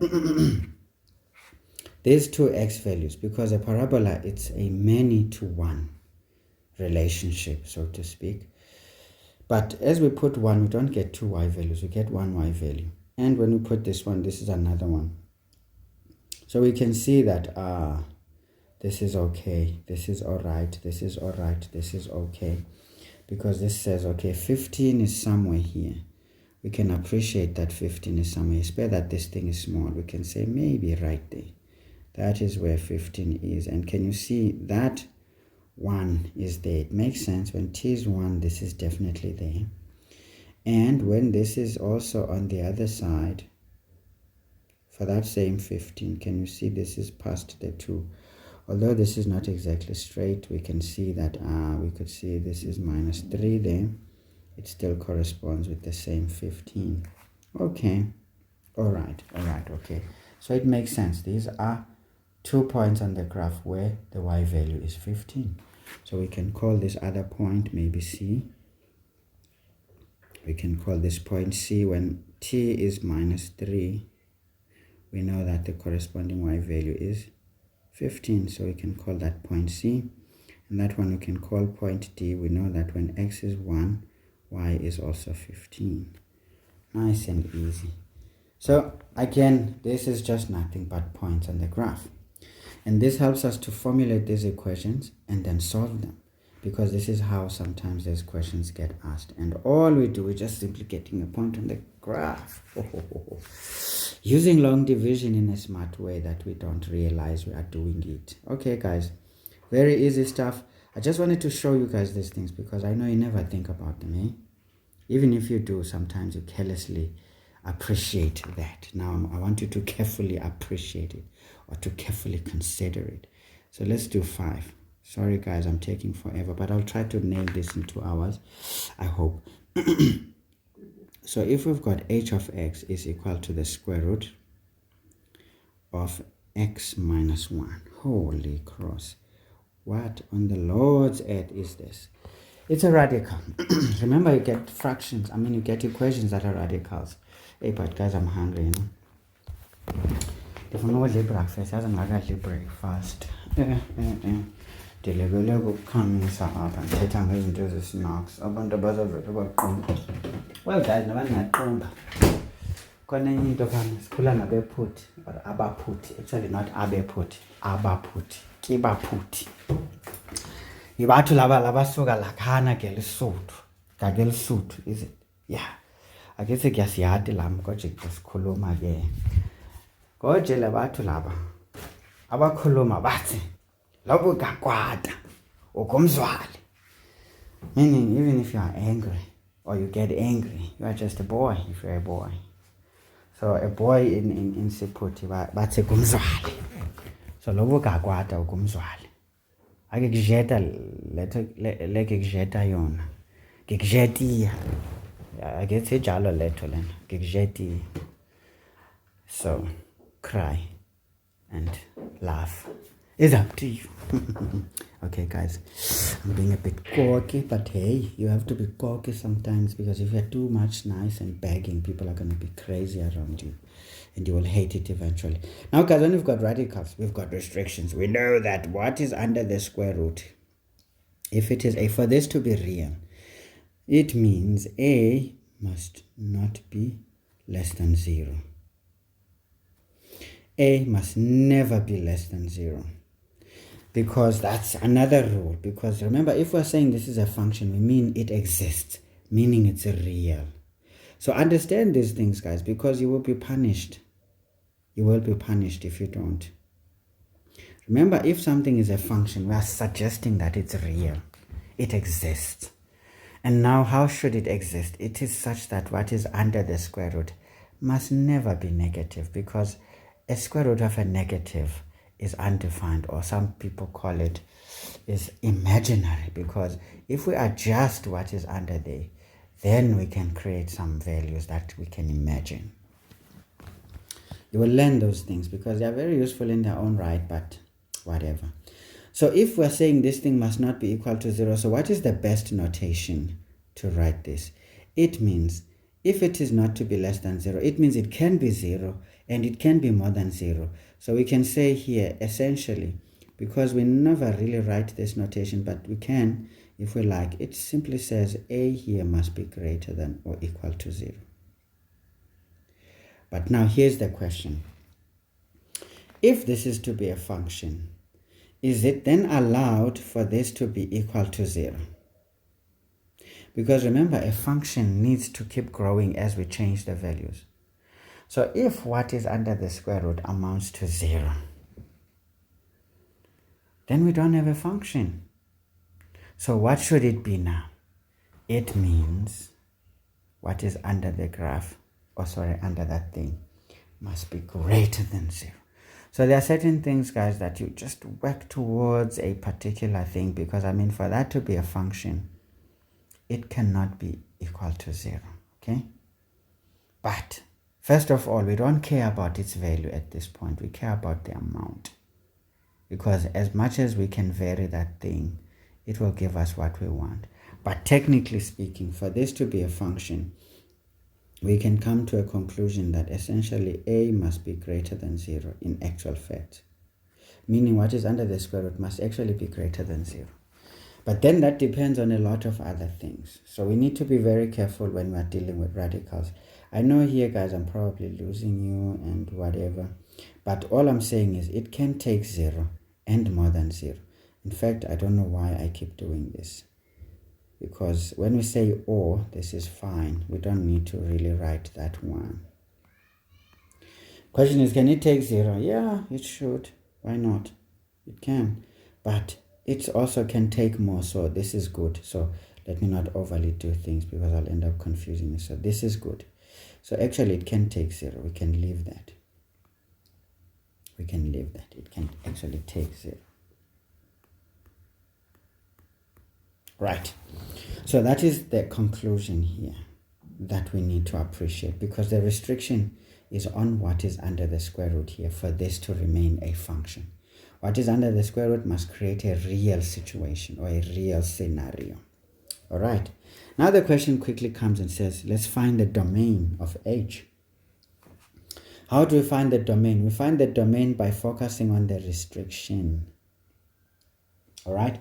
So the restriction gives us the domain. I mean the limit to the domain, because the restriction in terms of x, when the function is a function of x, it means the restriction will give us a restriction on the domain, because x, remember, it's an element of real numbers. But now, what values of a must we not have? So the restriction, we will say here, essentially, guys, to answer 5.1, we know that the domain is equal to a set of x values such that, sometimes the such that can be written like that. So be comfortable with those notations, but I like the slash because, yeah, whatever. Such that x is greater than or equal to 0. But now we need to state again, x is an element of all real numbers, because as much as it is greater than 0, it fits a particular narrative. So that's the more mathematic way of writing, what do you call? Not greater than 0, man. Yo, this guy is careless. Remember, guys, we're saying x minus 1 must be greater than 0, ne? So greater than or equal to 0. So therefore, we transpose the 1, x must be greater than or equal to 1, okay? That is what is important, so not 0. So I'm sorry, guys. I'm sorry, guys. So this is the thought process from this restriction.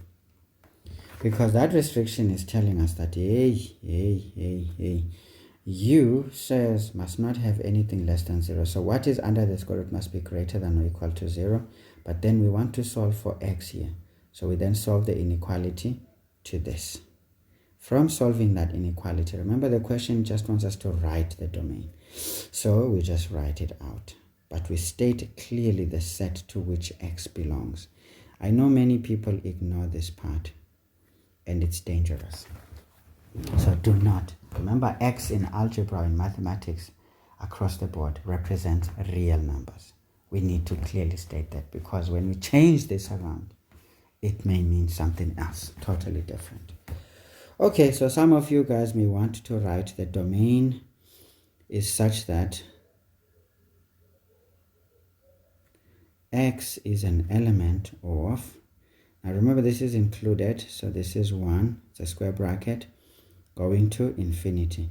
That is the real situation, but infinity is never included. So the interval notation is only acceptable for when the variable is an element of real numbers. Only, please, don't do it. And if you do something else, then qualify the domain. Qualify. Don't just write the interval notation like this without qualification. So you can say only accepted when the variable, the independent variable, independent variable is an element of real numbers. Okay, that's it. I don't know what I'm doing now. Independent variable. I wanted to put the bracket there, not at the end. So guys, know this. This is only acceptable when the independent variable is an element of real numbers. You can write it like that without qualifying what x is an element of. It speaks the same sense. But when x changes around, it's an element of natural numbers. If you write this, you must then qualify the set to which x belongs as much as you can define the domain itself. Or stay away from that. Write an inequality instead. Then qualify the set. It's usually easier. All right, so please remember that, guys. So again, someone could easily have just written an inequality alone with that constraint without writing that this is a set. But remember, a domain is a set of values. So the set built notation is actually the correct mathematical notation to write down a domain. Other things is just hooliganism, but accepted hooliganism. Hey, batlo shapa ska bua thata man, batlo itia. Batho bana ha ba irate nnete, wa bona, ba rata maka. A utlwahala ha monate fela. Empa nnete e hlabang ha ba e batle. Hobane ke mang a ratang dintho tse bohloko manna. Le ha eba ke tse ntle, ha eba di tla hampe le ha bohloko ha ba di batle. We want the range. Now, folks, how do we do the range here? What y values are we doing here? Well, folks, the range is the range, but it's going to go according to the domain. So, folks, what are we going to do now? What are we doing here? Well, we are in trouble, are we not? Yeah, we are seeing things. But you will see that this thing is positive. Whatever is coming out here is always going to be positive, right? Because we don't have any squares here. So we see that this thing is always positive because there's an invisible plus 1 here. Okay? So we never write it. So this thing is always positive. So this already tells you and I, folks, that essentially the range is the y values, right? The range is going to be equal to a set of y values such that y is greater than or equal to 0, because when this thing as a whole is 0, y is going to be 0.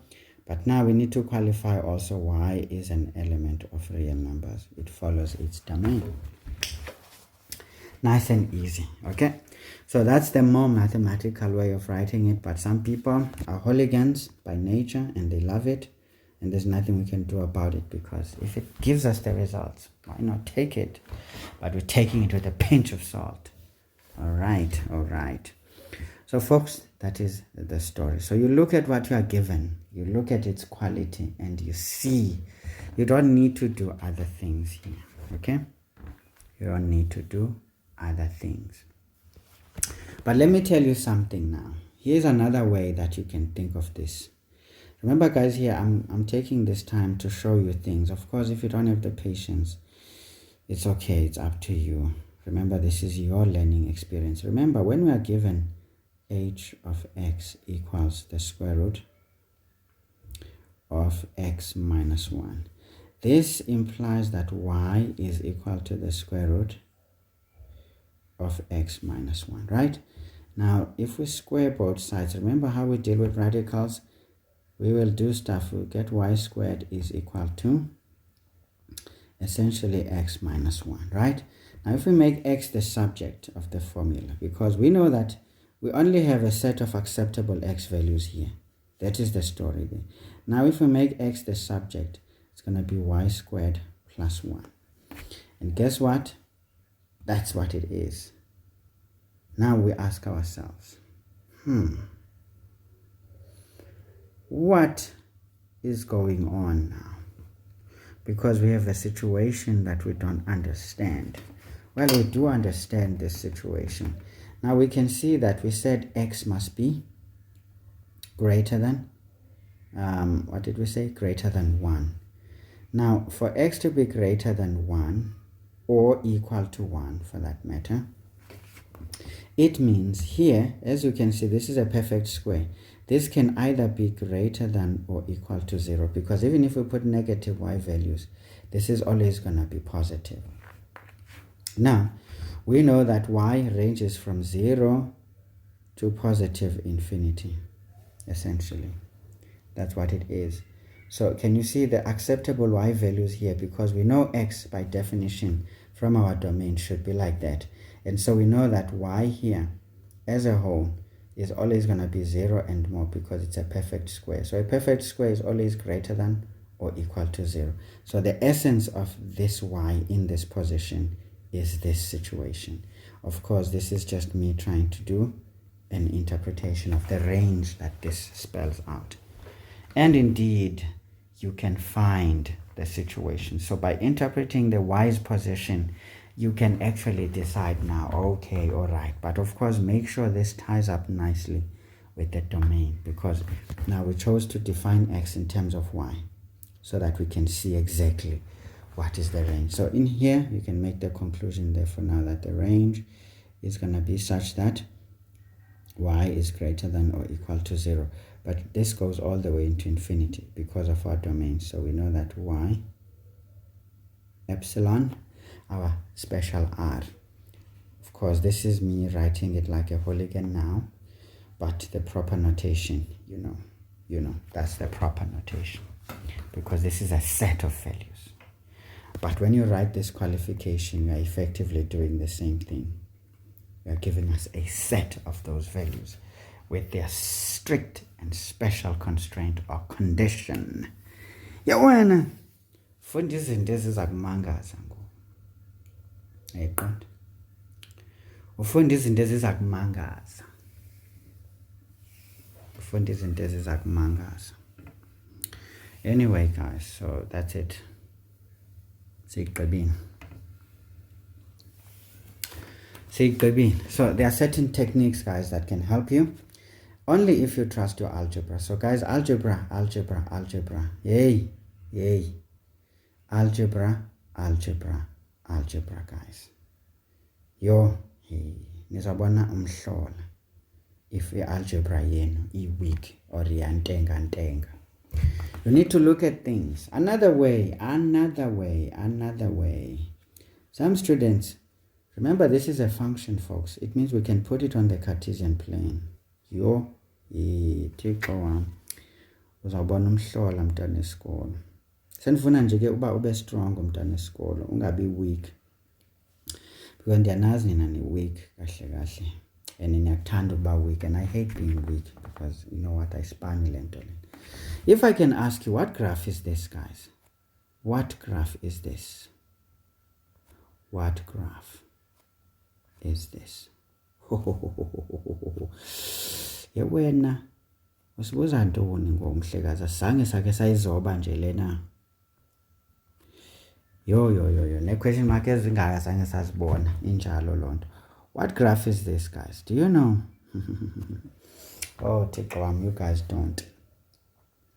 I know you don't. You know. Now let me tell you.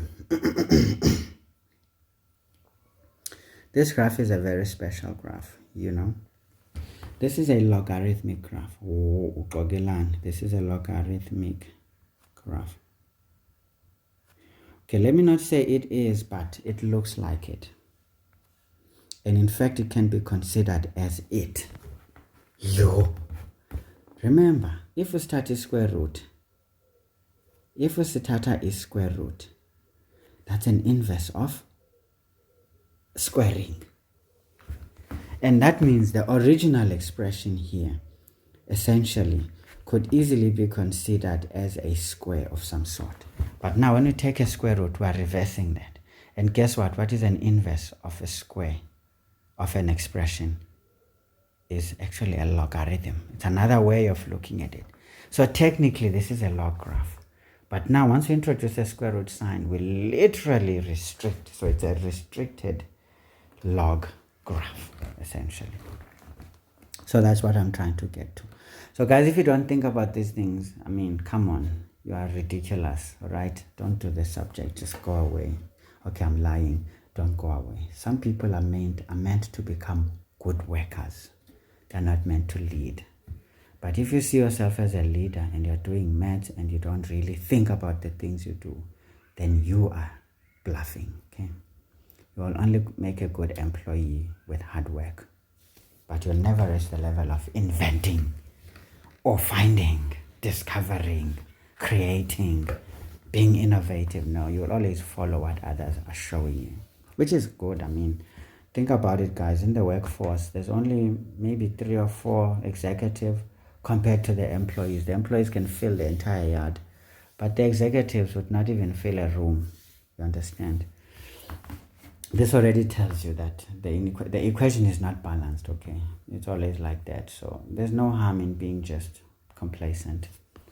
You will just follow on, because remember, to upscale our production anyway, we need a lot of followers than leaders, because if we have too many leaders and less followers, that thing tends to be chaotic. Never really works. Okay, all right, whatever. Now this is a logarithmic graph. So now a logarithmic graph, guys, there's 2 of them, right? There's 2 of them. We know that this one is a positive one, but now we don't know exactly. Hey, we don't really know noba iyehla noba iyenyuka or yenza ntoni. Into endiyaziyo, a log graph can be like so. On the positive side, right? In fact, we never see a log graph on the other side. Okanye ibe nje xa isehla. Right? So that's a log graph right there, which is x and y and the origin. We know that the y-axis essentially becomes an asymptote. So it's any one of these 2 graphs. So now how will we know which one is which?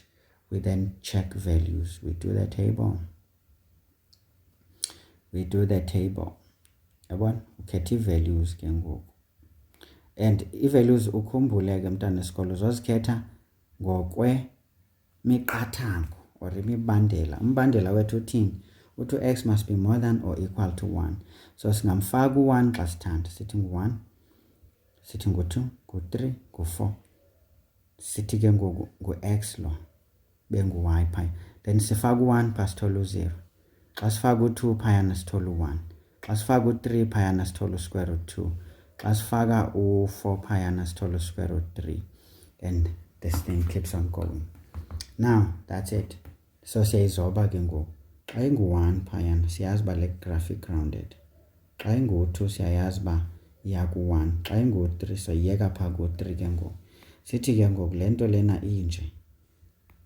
Xa singazibeka ke ngoku sithi ngu-1, 2, 3, maybe 4. So this means we will plot 1 to 0, 2 to 1, 3 to some change here.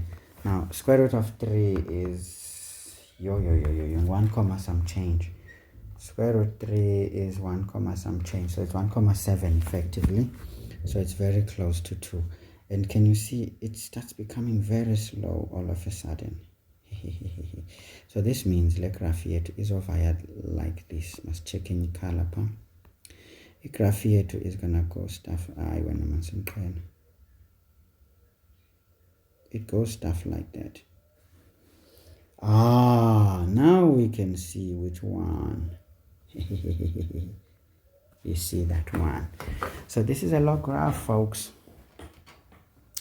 So now if you used the graphical method, of course it spells out the domain as was proposed, but now we wanted to answer the range. Can you see the graph is on the y-axis, so we can just start from the y-axis. Can you see, although this looks flattening, but it actually, as the values keep increasing, but they have to be too many for it to climb up to higher levels. So you can see that the graph is literally going up like so. So can you see what is that range? Y must be greater than or equal to 0. So you can answer and say, therefore the range be such that y is greater than or equal to 0, where y is an element of all real numbers. Okay, all right, okay, guys. So when you're not sure, just graph the thing. Graph the thing by using the table method, because sometimes you don't know how to do it. Okay, When you don't know how to do it, use the table method. So these things are not taught in the lower grades for fun, guys. I know you guys think you have to abandon this. Hell no. You ain't gonna abandon it, man. Otherwise, you're gonna look very stupid and uncouth. You understand what I'm trying to tell you?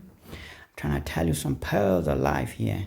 Go read some leba abo philo ngwana ntate kampa ngwana mme o ngwaneso e re ke re ngwaneso bane ha ke re ngwana mme kampa ngwana ntate ha ke etse hantle jwalo bane ke etsa hore o be le boikgetho boikgethelo na ke etsa hore ho be le abana jwale Sesotho sa ka se shwele bana beso le tlo ntshwarela se gwa se nkene haholo le sona ke kgone ho bua hantle ho feta wa bona level e ke tshwanetseng hore ke fihle ho yona empa ke se bua betere le lemela ka jwale ha lemela dikgobe tseba dikgobe ha di tsebe baneng ha ya mahaeng kwana ha ya holela mane nna ke holetse mane ke holetse mahaeng kwana ne ke ja dikgobe ntate re no motoho kaofela ntho tseng. Essentially, guys, you can even think of it graphically. Then study the graph, because if you can interpret the graph, you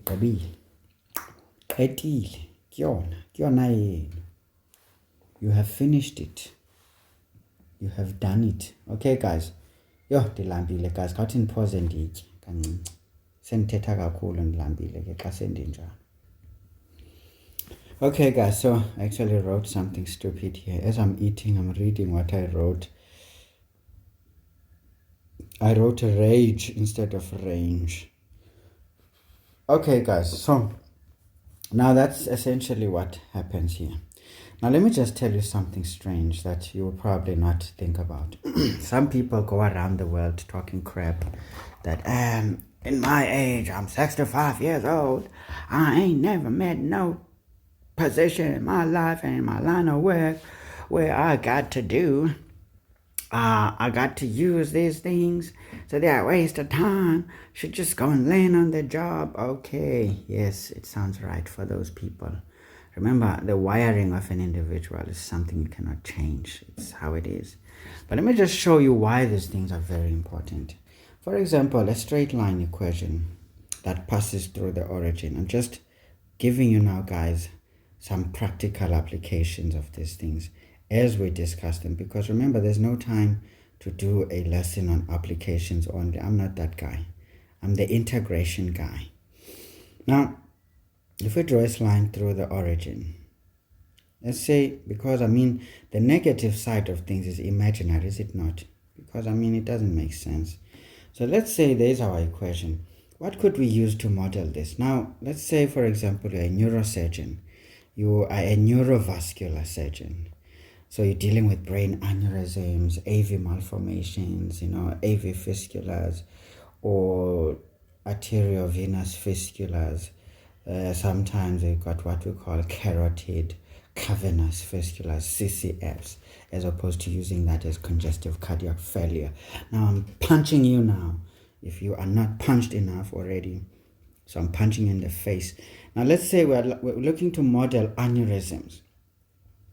Now aneurysms develop, isn't it? Let's just say we want to use this model to aneurysms. Aneurysms. Now we want to use this to fit the model of aneurysms. The straight line could actually fit that development. Okay? Where on the x-axis we've got years, because aneurysms, we will assume they develop from birth going forward. If we say aneurysms are not congenital lesions, okay? Or let's just say acquired aneurysms.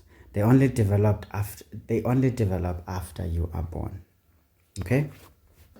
This is not a perfect model, because we know there are some what we call congenital aneurysms, or so-called Berry aneurysms. But let's leave the congenital nature. Let's just say in the general population, not everybody has aneurysms, right? They only develop later in life. So we can say now, in general, taking away the group that is essentially congenital in nature, we know that this development, they develop at birth, right? and then they keep showing up. So this is now the development of aneurysms. They keep showing up as we grow. Some early, depending on some, connective tissue disorders that they have and the environments they are in. If sometimes a person like that spends time angry, being treated unfairly because they lost their parents at birth, now they're being raised by their very brutal and envious relatives.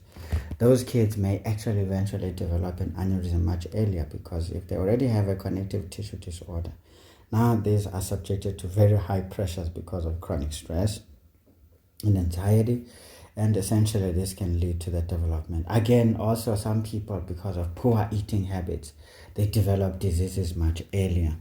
So the one that can describe this, it could be the development of aneurysms. And this keeps on happening until we die. So this is endless.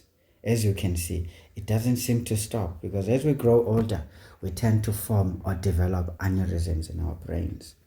That's a perfect model to understand this. And this can help us exactly to fully describe the natural history of aneurysms, which can help us to devise ways of actually catching them early rather than late. And if we catch them early, then we end up, catching them early would need us to devise what is called a screening tool. But remember, you don't just think about it, just gonna do a scan. No. You want to do something as simple as just taking a blood test. If there's certain levels of a certain constituent of blood, this person is likely to develop an aneurysm at a particular age. Something very simple. And even if it's not that, sometimes you may think crazily and say, if I can look at the sweat patterns of an individual, can I correlate that with the development of an aneurysm at a later stage? What are the chances? So guys, research needs to be innovative. Stop trying to reciprocate. What am I saying now? Stop trying to copy the shit that is going on around the world. Let it be there. Let's see it and appreciate it, but we don't have to copy.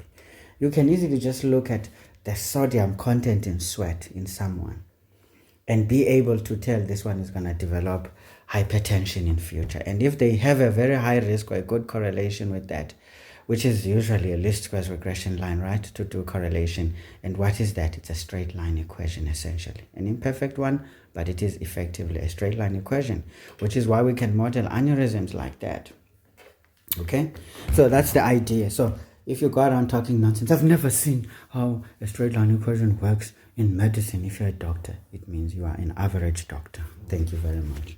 And of course, average doctors are good doctors. So don't take it as an insult. They are very good doctors because they work.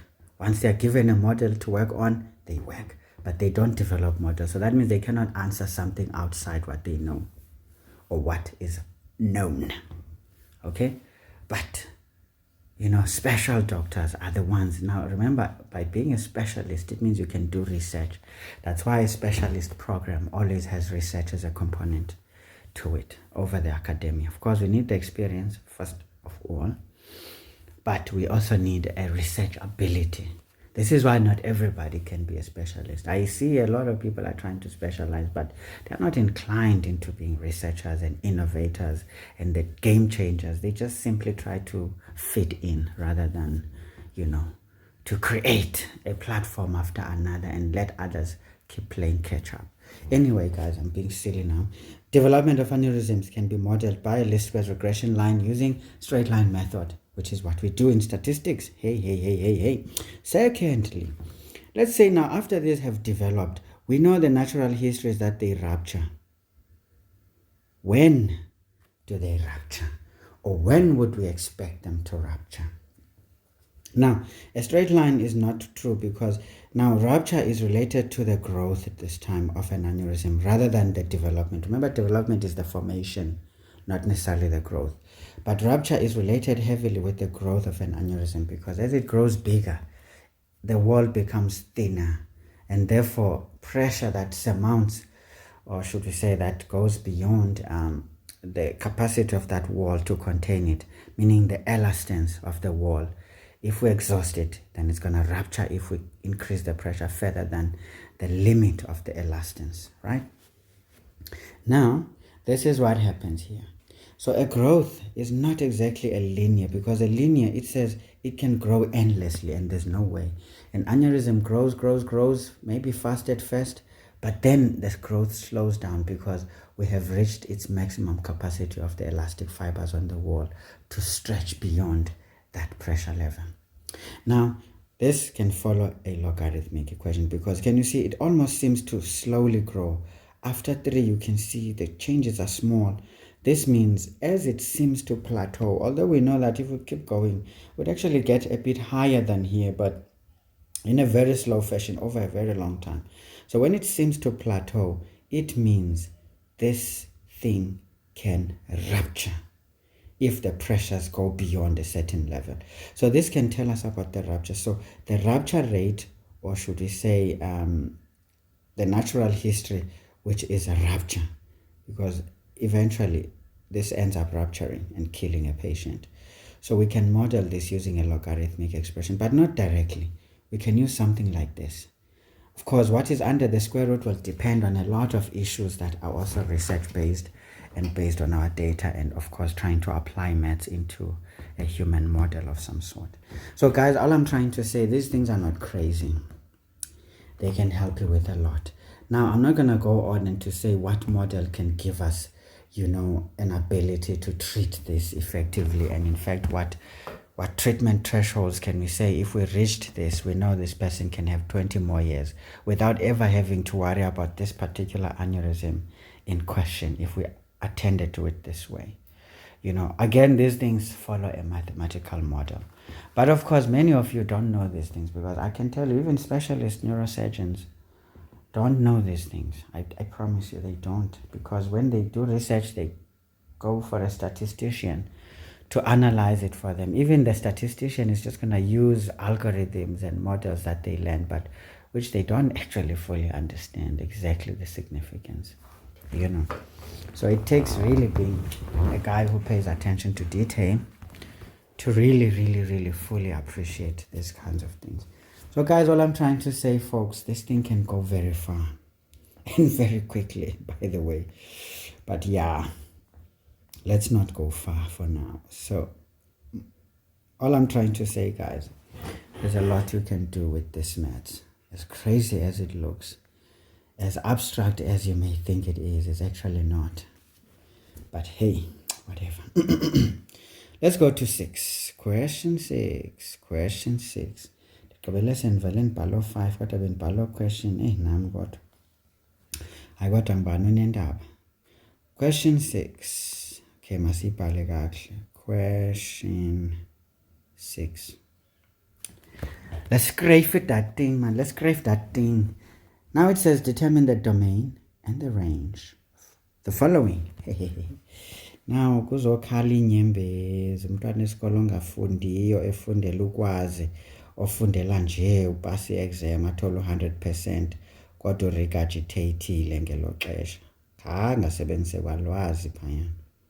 Ulwazi guys, okay, masiyeke apho nje singayikude. Ulwazi nje ke it's fine. Masike sithi ingqondo, masiyeke leyo lwazi. Ukhona abantu abapasayo guys, bafumana distinctions, sithi by exceptional, and we applaud them, right? But do you realize the irony to that? Those people have no idea what they did. They just followed standards. And to them it doesn't mean anything. But it places them in a line of some significant issues which they don't belong in. So sometimes it's tutoring, sometimes it's good and bad, But I guess the bad side of it is very small, because once you teach people very technical stuff, they become dangerous instead of becoming useful. For example, if you teach someone chemistry and how to mix chemicals and how to create bombs, if those people those people are corrupt, they don't belong in understanding chemistry to make something better. They can easily become very dangerous for us as a society. And this is something we are guilty of as teachers, and as fanatics like myself here, trying to reveal all the secrets that people should not know but discover themselves. Now I'm actually discovering them for you so that you're aware, and now the more you are aware, the more dangerous you can become actually.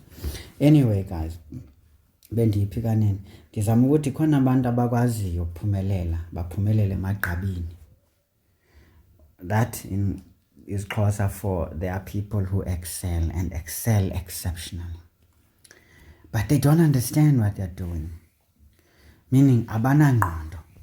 And ke ngoku amaXhosa ayayiphazamisa le nto acimba xa usithi umntu akanangqondo uyamthuka. Yosisithuka ukuba umntu akanangqondo.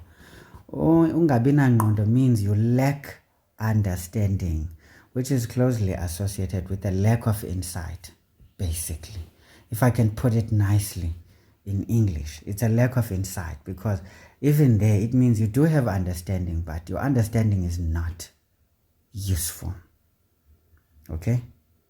It's just common understanding, but it cannot really be dynamic, because when we talk insight, we talk about understanding that is dynamic. You know when to apply and when not to apply the same understanding. You know its utility and its shortcomings. That's insight. Okay? Because then you will pick a situation that fits a particular utility of a particular something. But someone with lack of insight, just basic understanding, they will try to fit anything even where it doesn't fit, and then cry and say it doesn't work. Okay? Anyway, guys, now we need to find the domain and the range.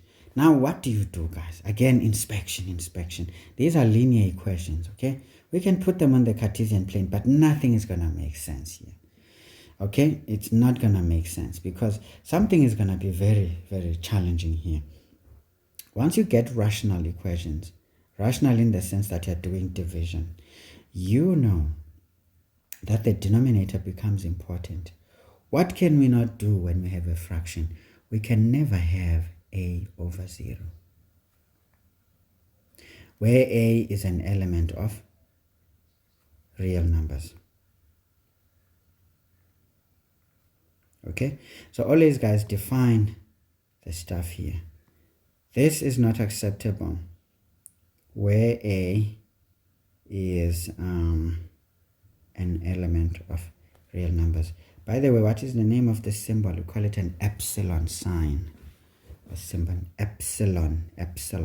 Okay, now go and find out what is an epsilon. It's a historical thing anyway. So this is not acceptable, guys. We cannot divide by 0. So literally, once we find the restriction, we have clearly defined the domain on the variable that is independent. So what is the restriction here? Is the denominator. And we understand that the denominator here, if we've got b over a, we know that a cannot be less than 0. It cannot be. And if it is not going to be less than 0, you're lying. So it means here a must not be equal to 0. So this means a can be less than 0 or a can be greater than 0, but it must not be 0. That is the interpretation of this situation right here. Okay, guys, so please, folks, be as flexible as you can, and of course study things. This is not allowed. Not allowed. So it's undefined. Okay, it's not allowed. So this means if we find the restriction, and the restriction is going to be on the denominator, and the rest is history, because these are straight line equations. Straight line equations, the x value can take any real value, but the restriction is going to be posed by the denominator. We know that x plus 1 must not be equal to 0. Therefore, x must not be equal to minus 1. That's the restriction. We can say, therefore, the domain is going to be equal to a set of x values such that x is an element of all real numbers, but x is not equal to minus 1. Because when x is minus 1, we get 0 on the denominator. That's the domain, guys. Simple and straightforward. Of course, there are many ways of writing this.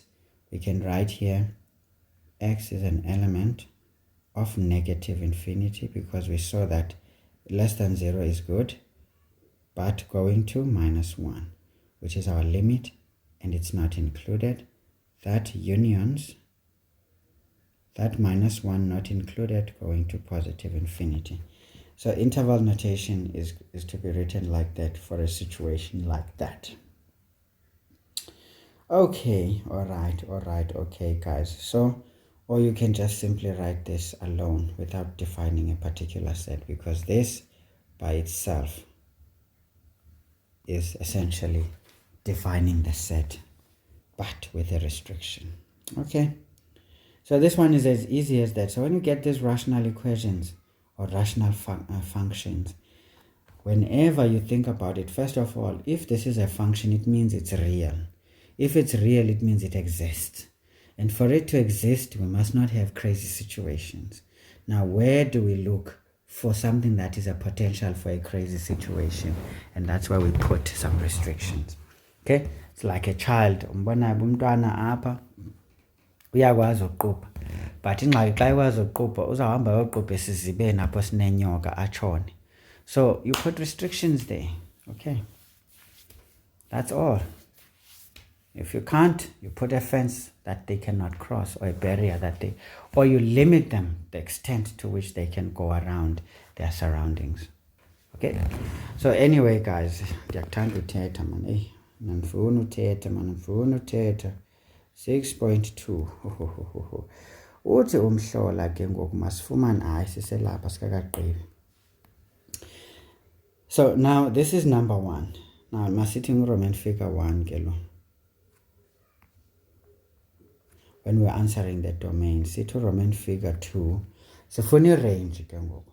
How will we find the range? Yeah, now iqala ke ngoku iqala ingxaki ke ngoku. Ingxabangxaba iqalile ke ngoku. Mathata aqadile jwale, dithomile jwale dilo. Ho thoma dilo bjana.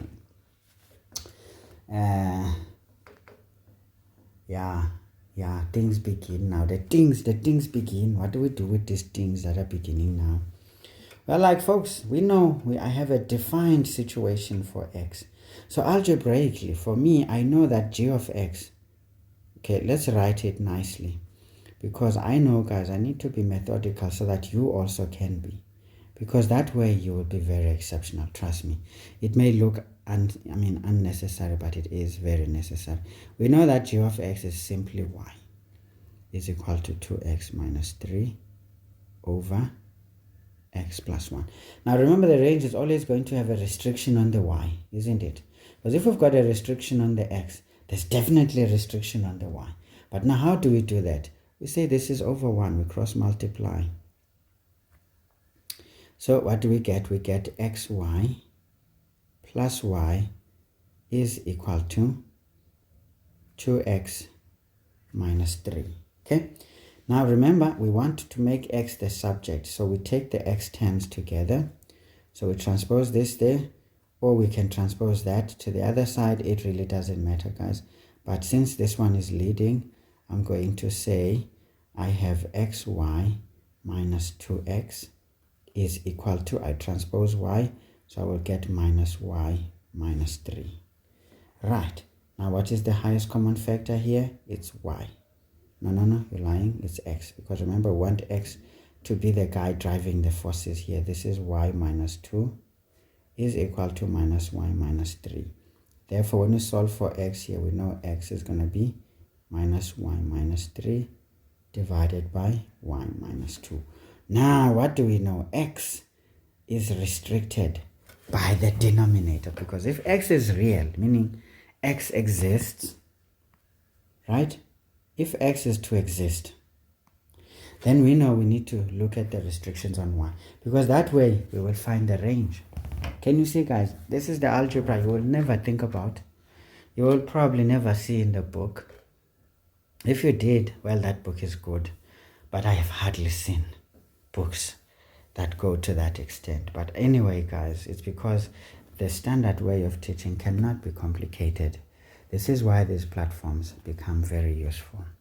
Use them wisely, though. Certain things are going to run into problems with your teachers. So take everything with a pinch of salt, guys. It's not as sweet as it looks. It has a bit of a salty taste to it. Anyway, so guys, we know that here, this implies that y minus 2 must never be 0, because x needs to be defined. So, therefore, this tells us that y cannot be equal to 2. So we can say, therefore, the range is equal to a set of y values such that y is an element of all real numbers, right? With just a restriction that y should never be 2. Okay, so that's the range, guys. And you can write that with the interval notation if you like. Be my guest. But you can write it like this. Y is an element, negative infinity, going to 2, which is not included. That unions 2, which is not included. Did I say included? Excluded. 2 that is excluded to positive infinity. But remember, this notation only applies when the variable in question is an element of real numbers. Otherwise, it never makes sense. So guys, trust your algebra and be very flexible. Be very flexible, because this is the key step. And the rest is what you know, which is cross multiplication. You must be able to multiply across an equation or an equal sign. You hear? Verstaan, Jay? They must verstaan, must. Yeah. You must understand, must. Because if you do the graphs here, let me show you how the graph works. If you draw it for the specific function, but not separating, because if you draw these separate functions, you will end up in trouble. Sometimes the separate functions work, sometimes they don't work. Because the first one is 2x minus 3. So this means our it goes like this. So this is a graph like this, the first one perhaps, right? And then the other one is x plus 1. So this one is definitely going to be something like that. Of course, this is a different slope compared to the other one. This one is steep, this one is going to be less steep. So meaning these two graphs, at some point when we continue them, they will meet, because that's why they make a function. They have to meet. That point of intersection makes them a function, right? That point right there. This is what makes this a function. But it's not easy to look at it like this, as you can see that uzothi restriction iphi apha ayikho phi. Yayibona ingxaki ininzi xa kunje. Yafumana? It's a lot. There's a lot of problems here. But as you could see here, there was a restriction that x should not be a particular value, like minus 1. So if x is not to be minus 1, but it can be anything after minus 1, this already tells you that this situation doesn't really help at this point. It doesn't really help because it gives us a huge problem. But you can have minus 1 there. But you know that minus 1 obviously is an x-intercept here, right? That's why, because remember, this is on the denominator. So we have a number, but we can't divide by 0 because the y value in there is 0. Okay? The y value there is 0, but maybe let me remove my origin from that side. So you can clearly see, okay, that this is the case. But now, if this is the case, what should y not be, essentially? What should y not be? Because now we need to make sure that it is a value such that the denominator here was minus 1. So which y values actually lead us to this situation now in this fraction as a whole? So this gets a bit complicated, right? As you can appreciate. But if we draw the function itself, remember, when you don't know how to solve, use the table method. So in the table method, we're going to do this.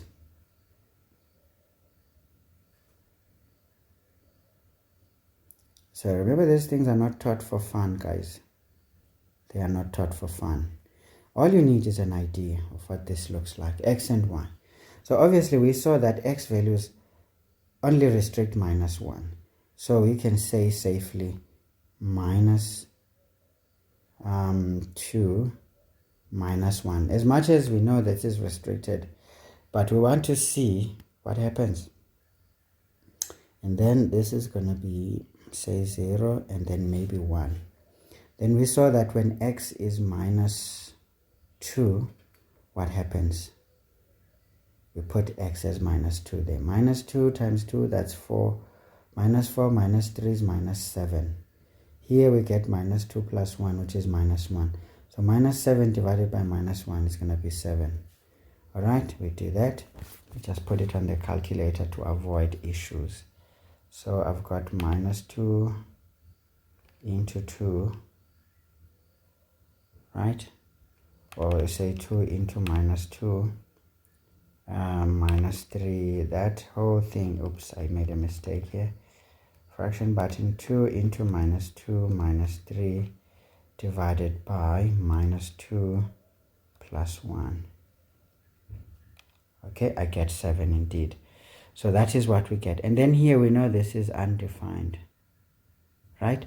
Because that's essentially not possible to see what y value is when x is minus 1.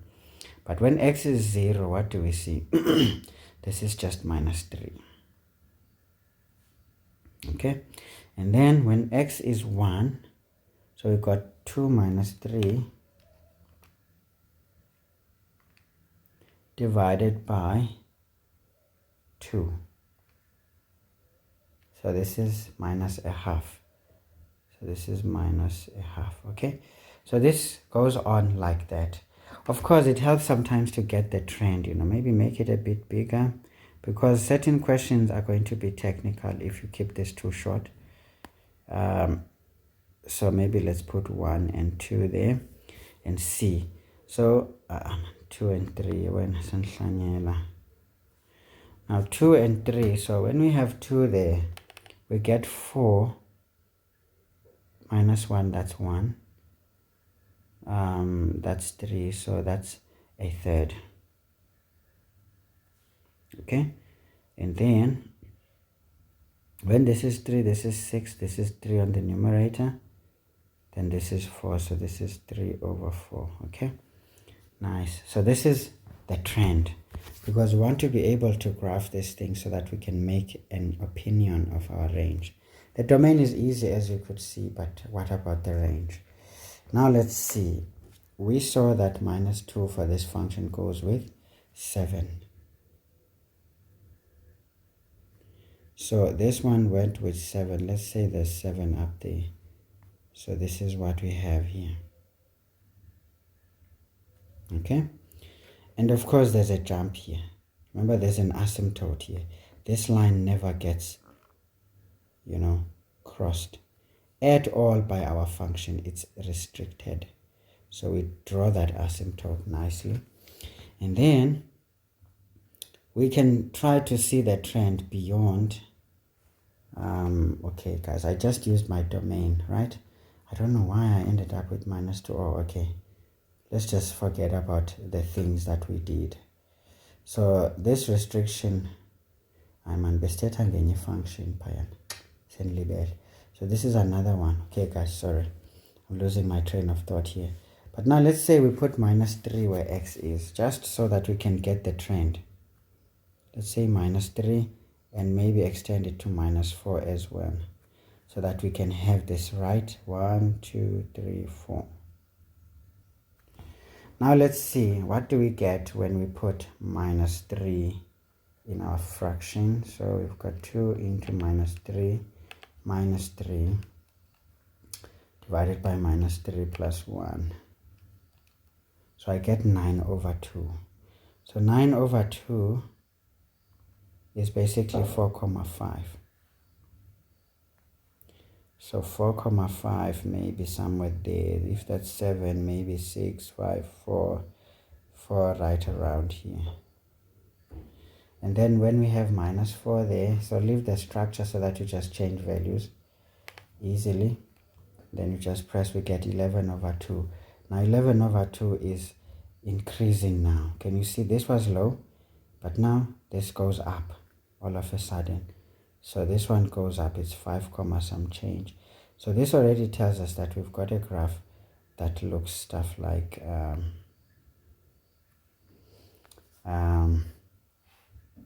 I don't know now, hey? Ithe ngathi ndiyiboneza umhlola nje, nginikeza umhlola inehela mathathu.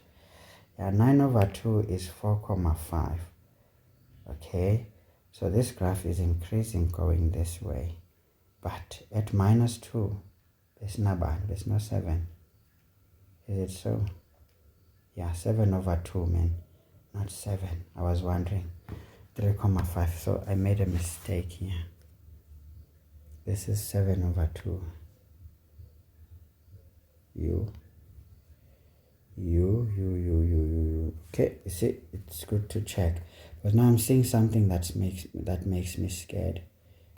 This graph is climbing from here on, because it started with a 3 somewhere here, then it got to 4,5 some change, then it goes to 5, something. So we can see clearly that this graph is going stuff like that. This is going stuff like that, so it keeps on climbing. So this is more like a graph that is doing that.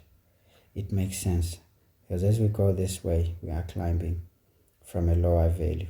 So of course this is restricted to what we have right now. Okay, so this is the stuff that we get. And then of course we don't have minus 1, and we're not going to consider in between. We're not interested, just want the shape.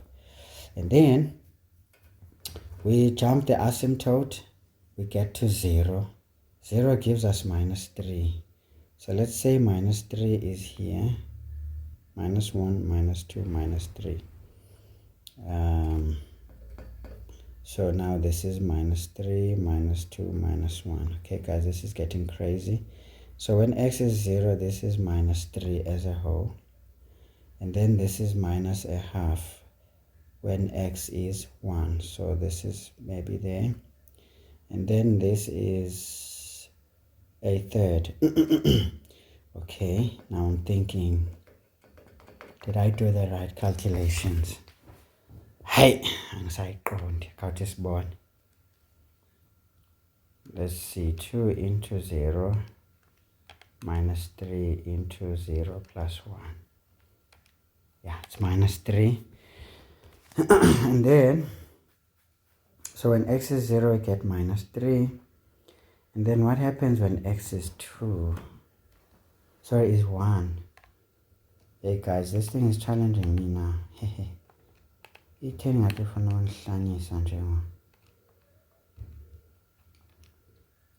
So it's minus a half. Okay, so that's good. And then when this is 2,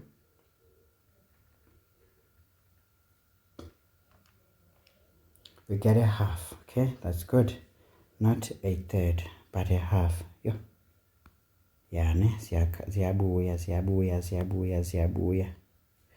So this is a half. Okay. Now we know that when this is 2, we get a half. Maybe it's over there. And then a half, and then this becomes, that means I did something wrong here for sure. So let's see when that x is 3. That's that is 3 over 2. This is 3 over 2. Yeah, my math is dead now. This is 1,5. And we can appreciate that this is increasing because it is going like 1,5. So maybe if we say this is a half and then 1, then 1,5 is going to be maybe above that. So we can clearly see that the graph is doing stuff like this.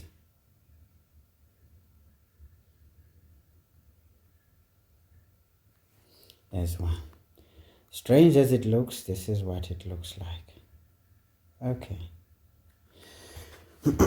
So now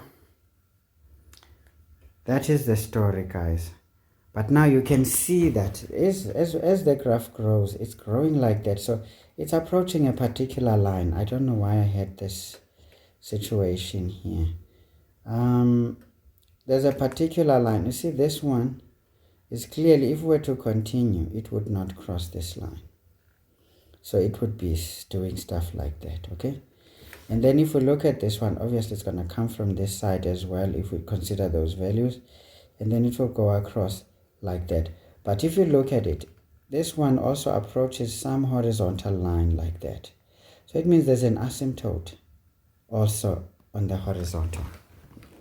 So there will be an asymptote essentially on the horizontal. But now the question is, what is that asymptote? We will see that if we keep increasing these values, we'll be approaching a particular value. The value that we approach is the one. Let's just check now, out of fun, that let's say this is now 10. Let's say x is 10 on our equation. So there's many ways, guys, you can look at complicated stuff. So we've got 10 plus 1 in the denominator. You will see that this is 1,54 some change. So it approaches 2, this thing. And then let's say this is 20 now. X is 20 there. Just choose outrageous values and see what you seem to get close to. Can you see? Okay. When x is 20, this is now 3,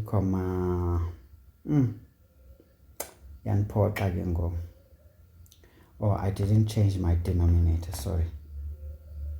I best about 10 is on port. So change things accordingly, guys, before you say it doesn't work. So can you see this is 1,76. Let's say x is 100. Now we can stop at 100 because, I mean, there's nothing more we will get after this. So do you see, guys, this is 1,95 some change. As you can see, this is essentially approaching 2. So we can clearly see that this is a 2. So the number that is being approached as we keep going slowly, this is where everything converges. It means it will never cross that line. Okay, so folks, this is it. Of course, it could be going beyond 2, it could be going beyond 3, because sometimes, yeah, it gets very hectic. But let's say x is 50,000. Now I think that would be much clearer, right? 2 into 50 squared minus 3 divided by 50 squared plus 1. See, this is 1,999. So this thing actually approaches 2, but it doesn't seem to hit the 2. Now, I mean, this is big enough to know that, okay, 2 is likely to be an asymptote. Of course, you may not be so right, but can you see? It still speaks sense, because this is the conclusion we can make. This is the conclusion we can make. So even graphically, guys, if you are careful with what you do and you are fully informed in your abilities, I'm telling you, guys, you're gonna go very far in life and you're just gonna win. As you can see, this graph is crazy. I will teach you at some point how to do rational functions, how to draw the graphs, and what steps must you follow so that at least the common recognizable ones you can easily navigate. As you can see here, we needed to use our knowledge of calculus for us who have gone through calculus, because a matriculant, I mean someone who is not a matriculant and hasn't done calculus, will not be comfortable drawing this graph the way I did and making that assumption that I'm approaching a particular value but not quite getting there. But if you understand calculus, that you are tending towards something, and you understand the convergent series, then you'll understand that even sequences and series come into play when it comes to functions, and vice versa. That is the message I would like to preach to you guys. But my video is too long now. I'm worried if I should not cut it. But hey, I can race through the last questions easily for you guys. So let's just do it. So guys, the conclusions remain the same despite what we do, because we can see the range here. This is an element of real numbers. This is literally not limited. Okay, it's limited by this asymptote only. And then this one is also not limited, but by this asymptote over there, and this one. And obviously, guys, this is a crazy situation, honestly speaking. It's a very crazy situation, in that we have to think about certain things, differently. I don't know, what do they call these things? Piecewise functions? I don't know, something like that. It goes in pieces, sometimes there's asymptotes. But again, you can see you're getting an idea. You're getting an idea. But this one, it seems to be limitless as we go this way because it keeps climbing, and we can only assume that it will climb forever. In this one, you can see that here it climbs, but it approaches a certain value instead. Because this one, we can see the jumps are much bigger, meaning that we keep growing. This is why I know there's no limit on this side. Because you can ask me a question, why then is this asymptote not affecting this side also? Because we could see that the jumps here are quite significant. So they are not slowing down at all. But the jumps here, you can see that as much as we big jumps on the x, there's very little jumps on the y. So it means we're approaching a particular value. So I hope this makes sense, guys. I know that I'm rambling, and hey, sometimes it's a little obnoxious to do this. Some people are not very pleased when this happens. 6.2. Okay, guys, I'm going to move quick now. I have done what I wanted to do and to teach you, and I can just go on. Now let's look at this one. We are given g of x is minus the square root of 9 minus x squared. Okay, again, what do you see? A radical. So what is the limit to what x values we have is when this thing in the, under the square root sign is less than 0. That's the limit, because if this is a function, it means this thing must exist. It must be real. And for this to be real, what is under the square root sign must either be 0 or more than 0, because it can't be less than 0. So what would be the restriction now on the domain is when this thing is less than 0. That would be the restriction, essentially. Okay. All right. Okay. But here's the other thing that we need to carefully look at. We realize that this thing must be negative, because if we have such a scenario, it means g is a negative function, because whatever comes out under the square root sign, because you know that it is real, so what is under the square root is either 0 or more than 0. So technically 0 is included here. So this thing, it's saying the graph is either 0 or less than 0. Because g of x this way, we can make a conclusion that therefore g of x is basically less than or equal to 0. Because what is under the square root sign, for this to be real, must be greater than or equal to 0. But because there's a negative that is being dragged, if this is 0, minus 0 is actually 0. But when this is a number, this will always be negative. So already this gives us the range. By just looking at it, we can already tell the range is like this, because g of x is y. But the question is, when we have a radical, there's a catch. Are we going to go negative endlessly or what? Well, that's a good question. So is this correct, or do we need to give further restrictions? But we have an idea by looking at our expression. Okay, let's just solve. Now we're saying what could be the restriction on the denominator. All right. Okay, now this is very interesting, if not interesting. It's very interesting, if not what? Interesting. Now guys, let's have a look. For this to be a function, now this question is a bit technical, I tell you. This one is a bit technical because it forces us down a path of some serious issues, because we need to find a restriction. But now finding this restriction is going to hurt if we are not strong. So what are we saying, guys? We're saying this thing cannot be negative, right? So that's where we start. So we say domain, So we can say here, first of all, the domain is such that 9 minus x squared must not be less than 0. Okay? Of course, guys, you need to get comfortable with these things. This is an inequality. So what are we going to do?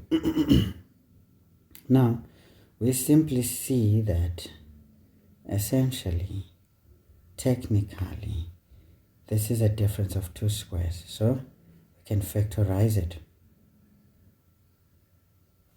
So this is 3, that would be 3 plus x minus x. All right, okay, all right. Now we draw our inequality on our Cartesian plane. All right, so this is a parabola such that there's two opposite roots, right? One is positive, one is negative. So we'll have minus 3 and this one. But remember, the y-intercept becomes the maximum value because it's a grumpy face parabola because of the coefficient of the x squared. So please, guys, these things need to be very clear. So you need to know the axis of symmetry is on the y-axis here.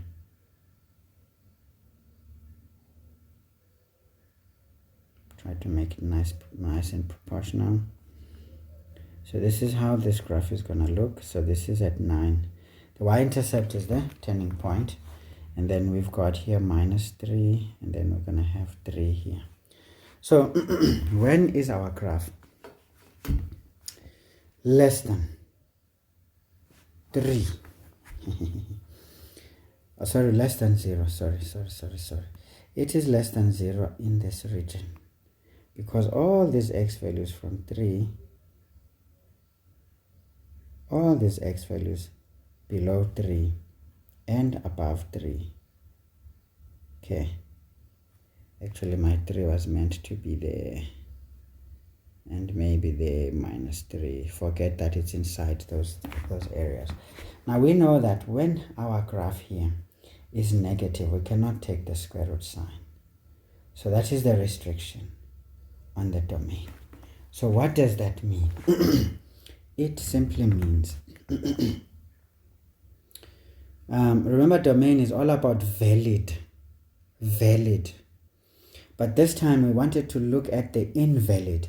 So this is the invalid going that way, invalid. But remember, domain is all about valid. So what is the valid section? The valid section is this one. So guys, as much as the inequality, and you will understand why I'm doing what I'm doing. So you see, these x values are valid, guys. Sometimes I chose a wrong notation deliberately so that you don't get limited in what you can do. Can you see, this is valid, this is invalid. So we know that essentially, if we are saying this must not be less than 0, it means it must be essentially greater than 0, isn't it? Greater than or equal to 0. Sorry, what did I say? Greater than or equal to 0. So we can say, therefore, here, the domain is going to be equal to set of x values such that, now can you see this is a confluence, so x is less than or equal to 3, greater than or equal to minus 3, where x is an element of real numbers. But that puts a very nice restriction, but maybe let me write better. So we say here where x is an element of real numbers. Candy pindile lento. Damn it, man. So ga chechella kwana wena man. Usoli wording lying. So guys, this is the domain. Nice and easy. Of course, guys, you just ask yourself, this looks strange, right? But can you see it answers the problem, because we're saying must not be less than. It is less than the. So we know that those are the areas that we don't want. Therefore, what remains is what we want. So it is the range. It's the domain. Or somebody could think of it this way, that 9 minus x squared must actually be greater than or equal to 0. Solve this inequality. Guess what? It's going to give us this solution right there. So it's basically how you look at it, because you're like, okay, I'm looking for things that are allowed. What is allowed? If this is to be a function, this must be greater than or equal to 0 inside. That's the case. Or you can think of it this way, because remember, there's nothing that says, even though it has never been shown like that, it doesn't mean that you can't show it that way. As long as you'll understand once you get your answers that what you shade is what you don't want and what remains is what you want. That's the idea of solving that problem. So guys, very easy. Look at the restrictions. Look at the reality of a situation. You will never go wrong. And then of course others may want to write here x is an element of -3 and 3 using square brackets. Now remember, only this applies when x is an element of real numbers. If it's not the case, don't use the interval notation because it doesn't make sense. Because this includes every value from these two and including those two. Now there's also irrational numbers there. That's why we say this only applies for real numbers. Otherwise, stay away. Okay, stay away. Now, that's number one. Number two, we want to deal with the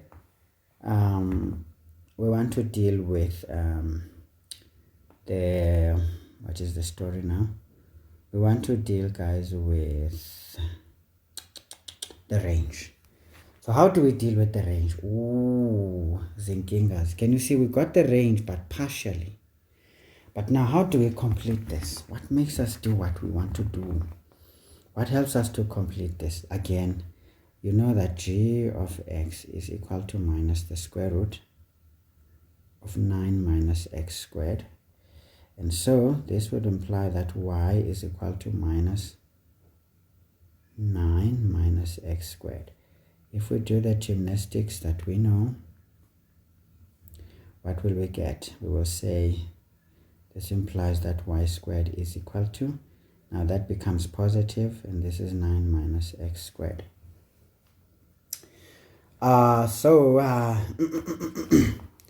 Now we want to make sure we solve for x here. So we transpose x to the other side, becomes x squared is equal to 9 minus y squared. Okay, all right, okay. Okay, just a moment. All right, so guys, what are we going to do? We're going to solve for x, right? Not x squared. This is going to be the positive square root of 9 minus y squared. Holy cannoli. This goes without saying that therefore the range, not rage, therefore the range, or maybe let's say that implies that the range is such that, okay, let's not rush, such that 9 minus y squared, for x to be defined, what is under the square root must be greater than or equal to 0. And then,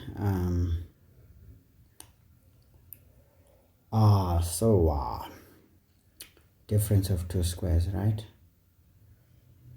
So this is 3 plus y minus y.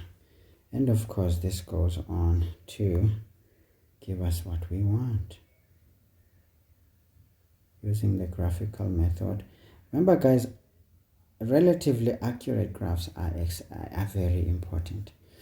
Otherwise, what's the point? Now if we look at this function, this is again a grumpy face parabola. Right. So let's look at it. What does it look like? It's going to look like the same. By the way, we have changed things around. It's like an inverse now. We've done more of an inverse if you think about it, but it's not exactly. So x is there, and then this is y there, right? Right. So again, same story, guys. Same story. Same stories.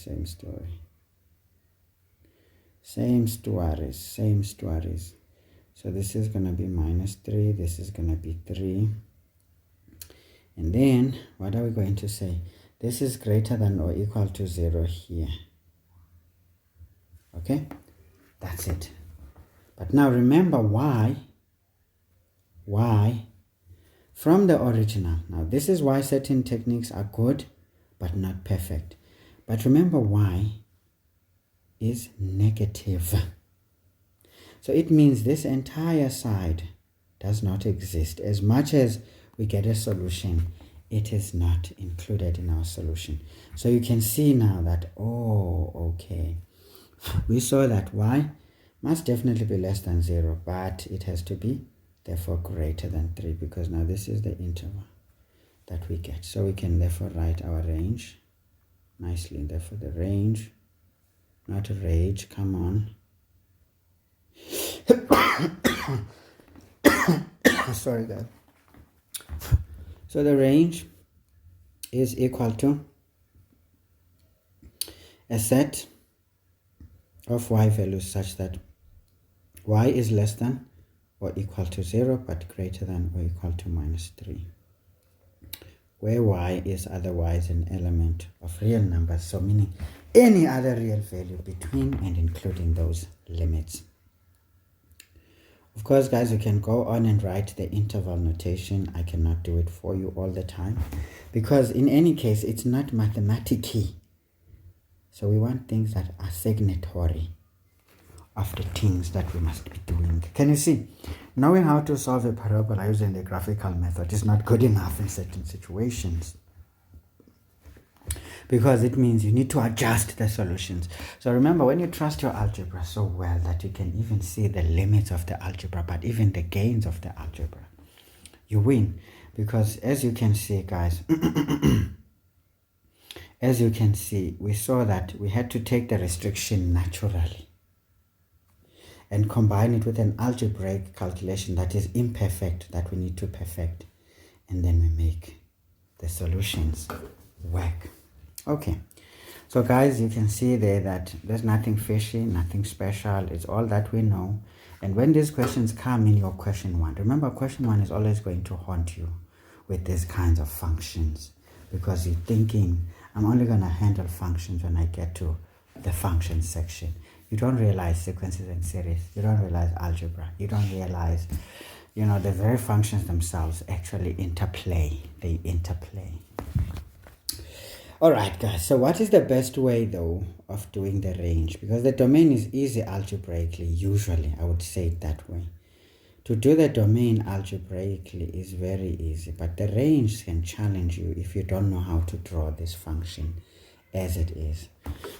So now let's draw the function on the Cartesian plane.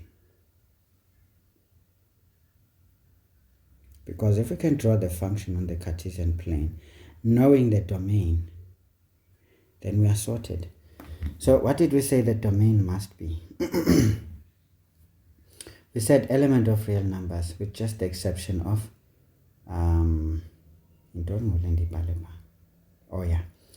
the domain is the same as the, not the same as the range, but the domain is from 3 to -3. So we're going to have here 1, 2, 3, 1, 2, 3. Maybe let's just look at this 1, 2, 3, maybe 1, 2, 3, and see how far this takes us. So we know that when x is 0, this is the square root of 9. Square root of 9 gives us 3, but because that is a negative, it's going to be -3. So this is 3, that is 3. So we know that this is here. Okay, and then what happens when we have, for example, 2? So 2 squared is going to give us 4. 9 minus 4 is 5. Square root of 5. So what is the square root of 5 in terms of actual values? So this is 2,3 essentially. So this is 2, 2,3 is somewhere over there. So this is where this point is. And then the same will go on because it's a many to 1. So 2,3 will also be there for the 2. When this is 1, this is going to be square root of 7. So square root of 7 is going to be slightly more. So it's going to be there, but it's not going to reach the 3. That's going to be there, also not going to reach the 3. Then when it is the 3, we know that this is 0. When it is the -3, we know that this is 0. So this is more of a semicircle. This is a semicircle. So that's the function. Now what is the range? It's from where this starts to where this ends. Right. And where does it end? At -3. So hence you can come up with this. So when you're not so sure, just draw the sketch using the table method as I've shown you and sort it out. Of course, knowing the domain, what is the key here is to make sure the domain is in order then you can write what needs to be written, because it becomes very easy. Okay, so the graph usually helps to define the range easily. It can be challenging for the domain if you don't know the algebraic manipulations and the depth of the knowledge you need to possess. Okay guys, so we have done our work and let's continue. Okay, let's continue. Number 7.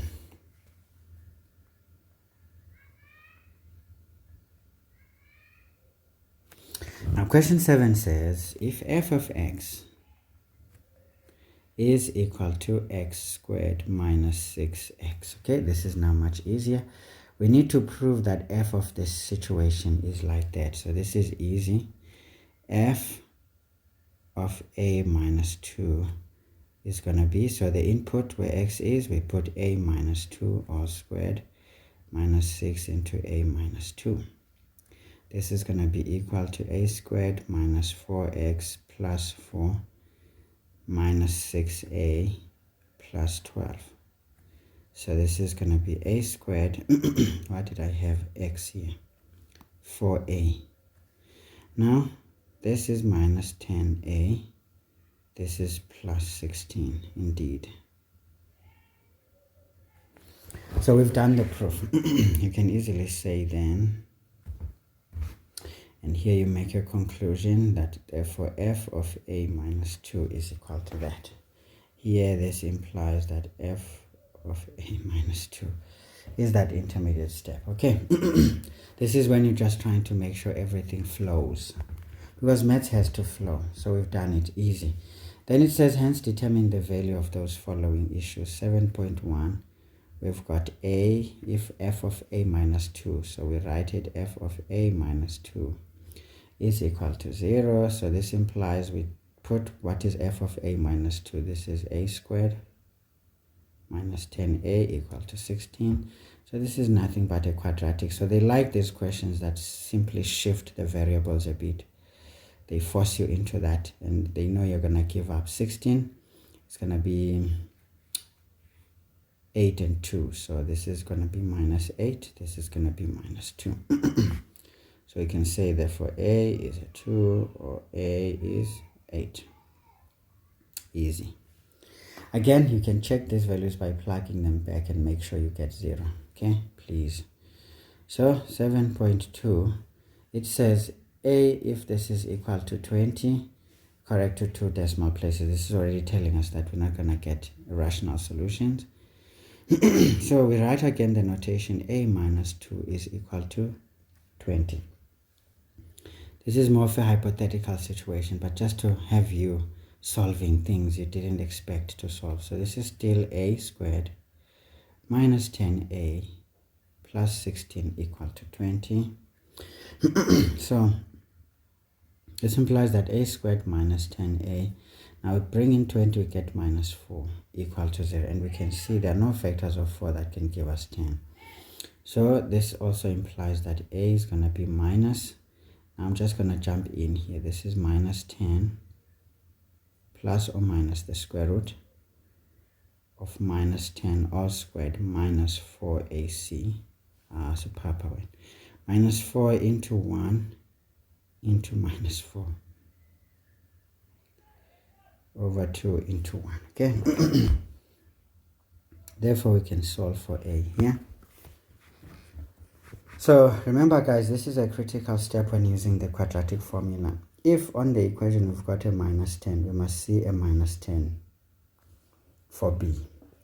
If we have a minus 4 for the constant term, we must see a minus 4. And for a, if there's an invisible 1 there, we must see that invisible 1 coming up. Okay. If any one of these things are highlighted are substituted here incorrectly, you lose the mark for substitutions. Do not take this lightly. It's as very aggressive as it sounds, if not as it looks. Minus 4 into 1 into minus 4. Alright, this is divided by 2. So I'm getting answer of 10,39 to 2 decimal places as instructed. or x is, okay, so this is going to be minus 0,39. Of course, guys, these are very nice solutions. You may think you've got them right.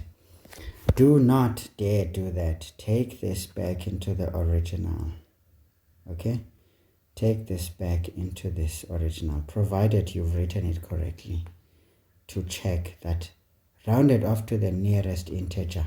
When you substitute this into the left-hand side, you get effectively 20. If you don't check, it's your own problem, because you're going to fail even simple things because of just allowing carelessness to prevail. Carelessness has no place, guys, in a student who's trying to get something. Remember, grade 12 is so important that it gives you a stepping stone into some greater things. Unless you don't want great things, then it's fine. Don't do these things I'm showing you.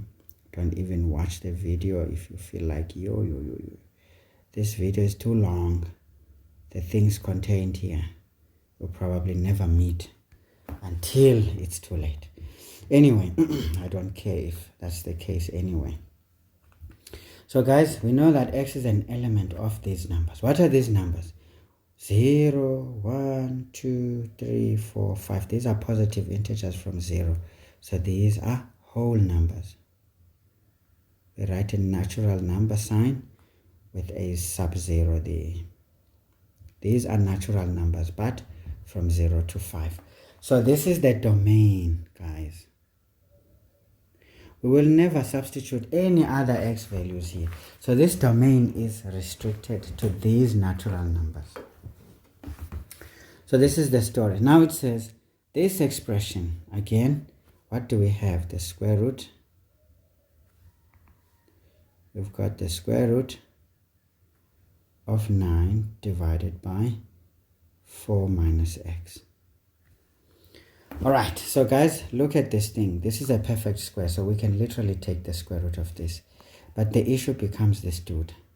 Can we take the square root of that thing? I don't know.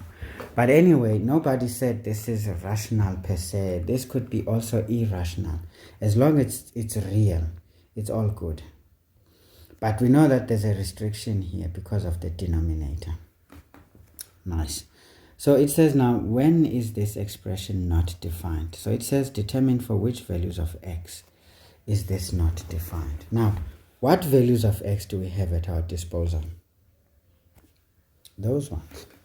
So that means we need to substitute those values. And of those values, whichever comes out negative, therefore this thing is going to be undefined, because when is a square root sign undefined? It's when the square root sign harbors a negative, right? Or when we have this square root, whatever is going on, if the denominator here is 0, that becomes undefined. Okay, so there are two things that we need to think about here for this situation. We need to think about having a negative under the square root sign overall, or that fraction essentially having a denominator that is 0. Now, if we look at that denominator, we can clearly see that 4 is the culprit to make that denominator 0. Or what happens else? If we put, say for example, to make this negative, we can put a 5 in here. So if we put a 5 in here, this is minus 1. So 9 divided by negative number. Therefore we get a minus 9. We can't take a square root of minus 9. It's imaginary. So what are we going to say? To answer 8.1, we can say simply x is equal to these two values. This is going to be 4 and 5. These are the two values of x. That satisfies them. So can you see now we're just looking at it directly because we are given the domain. When we're not given the domain, this is when we perform our algebraic calculations. But once we have the domain, we focus on exactly the domain. But let's just say you ignored this and decided I'm going to do this algebraically. Of course, this is 4 minus x. Now, to solve further here, the technique that is best is that this thing needs to be first undefined. And now for this to be undefined, this must be less than 0. Right. There are two scenarios, of course, to consider. So we can write this. Now the table method becomes your friend here, because with rational equations, algebraically, it's a bit challenging. Because if you're not taught the section as yet, or at least you're not expected to know, the table method becomes your best friend. This is why I teach these things. This is a division. So 9 is a constant, so nothing changes. So we're not going to worry about it. It's not important. So what is important is a 0 here. So when is this one? It's going to be 4. So we know that we can look at 0 and 4. We're not going to care about the constant because it remains constant. Now, this is forever positive, no matter where we are, because it's a constant. It doesn't change. When is this one 0? When x is 4. It's for the romantic boys, the weak boys. The strong boys are not romantic. I'm one of them. Okay, you can call us lousy if you want. It's fine. This is called, or not called, but any value between these two, 0 and 4, it can be 3. This gives us a positive answer. When you put a 4,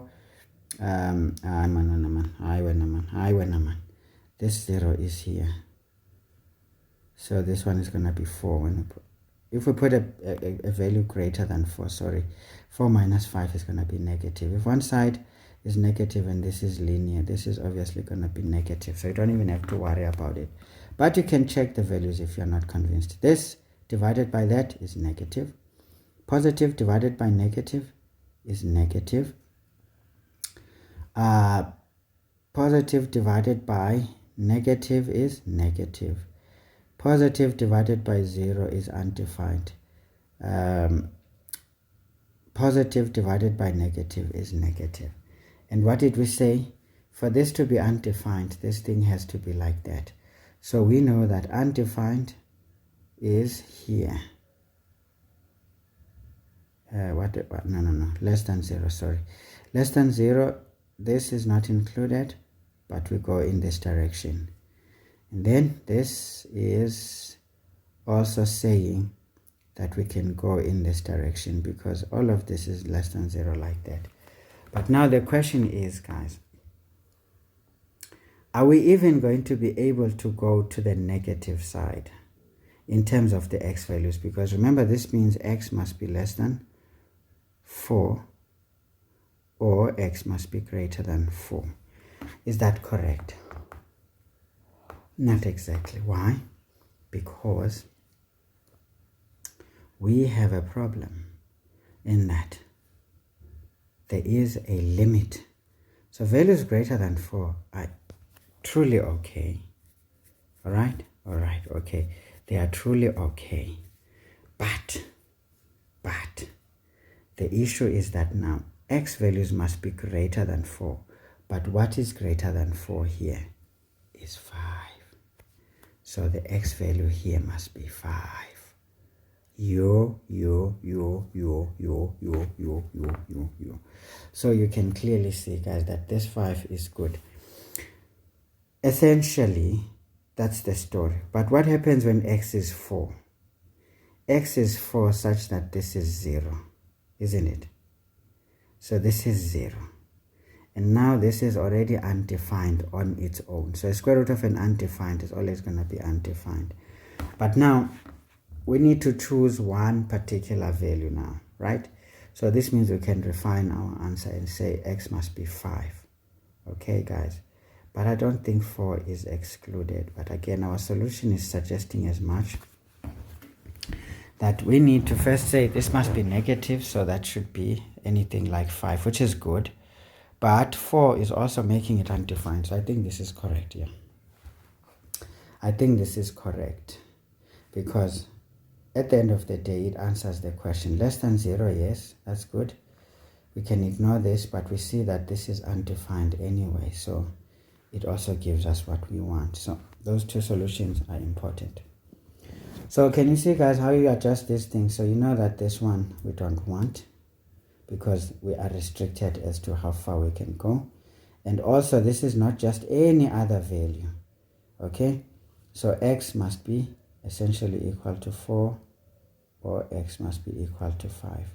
Those are the two solutions that we gather because of a restriction. So pay attention to those things. You see, algebra is good, but it's not perfect. You need to adjust the solutions, okay? 8.2 says this must be rational. Now, rational is a bit difficult because we know that what is under the square root, meaning 9 over 4 minus x, must be greater than or equal to 0, or, okay, let's not say greater than or equal to 0. This one must be equal to a perfect square, basically. Because this case now is more difficult. It must be equal to some perfect square. Okay, maybe let's not use x because it looks ridiculous. So let's say p squared. Because now we don't know what this perfect square is. It can be anything.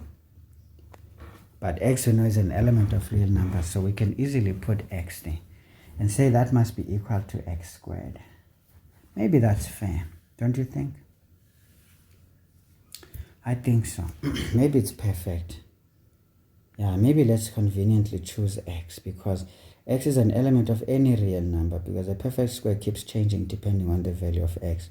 So we can just write x squared here. And then, of course, this is over 1. And then we try and solve this thing and see what happens. So we're going to get 4x squared minus x cubed is equal to 9. Is equal to 9. Yo. Bafwethu isiyangixaka ke manje uma isinjena.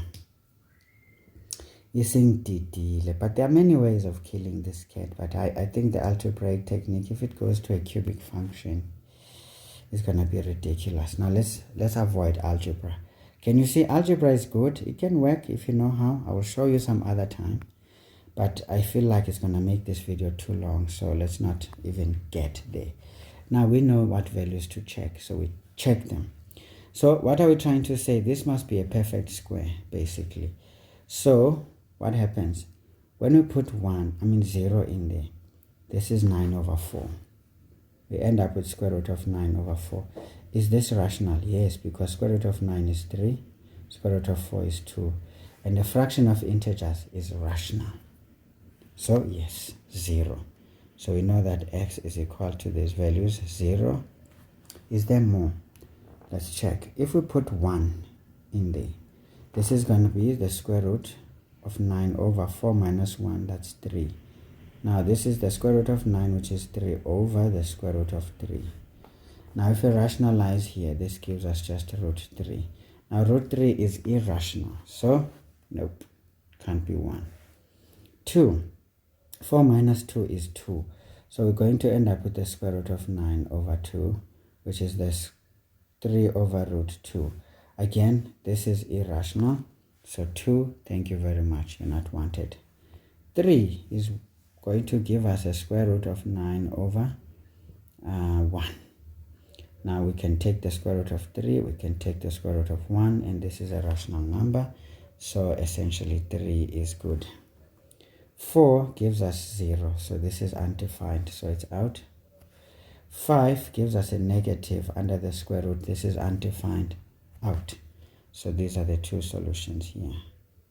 So here, when we know the defined domain, we just test values. Test values. So these are the tips and tricks, guys, that you need to understand when handling these things. As you can see, there's a whole lot to do. Now 8.3, I'm not going to stretch this any further. You understand what's going on. So algebraically it gets a bit challenging, but at the same time, if you solve this thing, you'll see that these are going to come out. Okay, they will be the roots of this equation. Maybe let me just show you, in case you are bilayela baninki a utsiba wena ngwana wa sekolo wa bilayela ha utsibe dintho hore di teng mona lefatsheng. 4x squared minus 9 equal to 0. All right, okay, all right.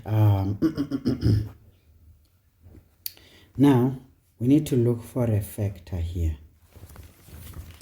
Now guys, we've got our fancy calculators. I look for a factor here, and then I will say when is this going to be 0, for example? So I go to mode, then on my calculator I have the Casio FX991ZA plus. So if you've got that one, you've got option 5 on mode that says equation. You press on the equation, and then option 4 is a cubic equation. You press on that. Now a is the coefficient of x cubed, so you put -1 there. You say equal, it goes to b. B is the coefficient of x squared, you put a +4. Then c is the coefficient of x. Here it does not exist, it's going to be 0. Okay, so for c you put 0. Please make sure this is in standard form, because it's going to hurt. And then for d, it's a constant.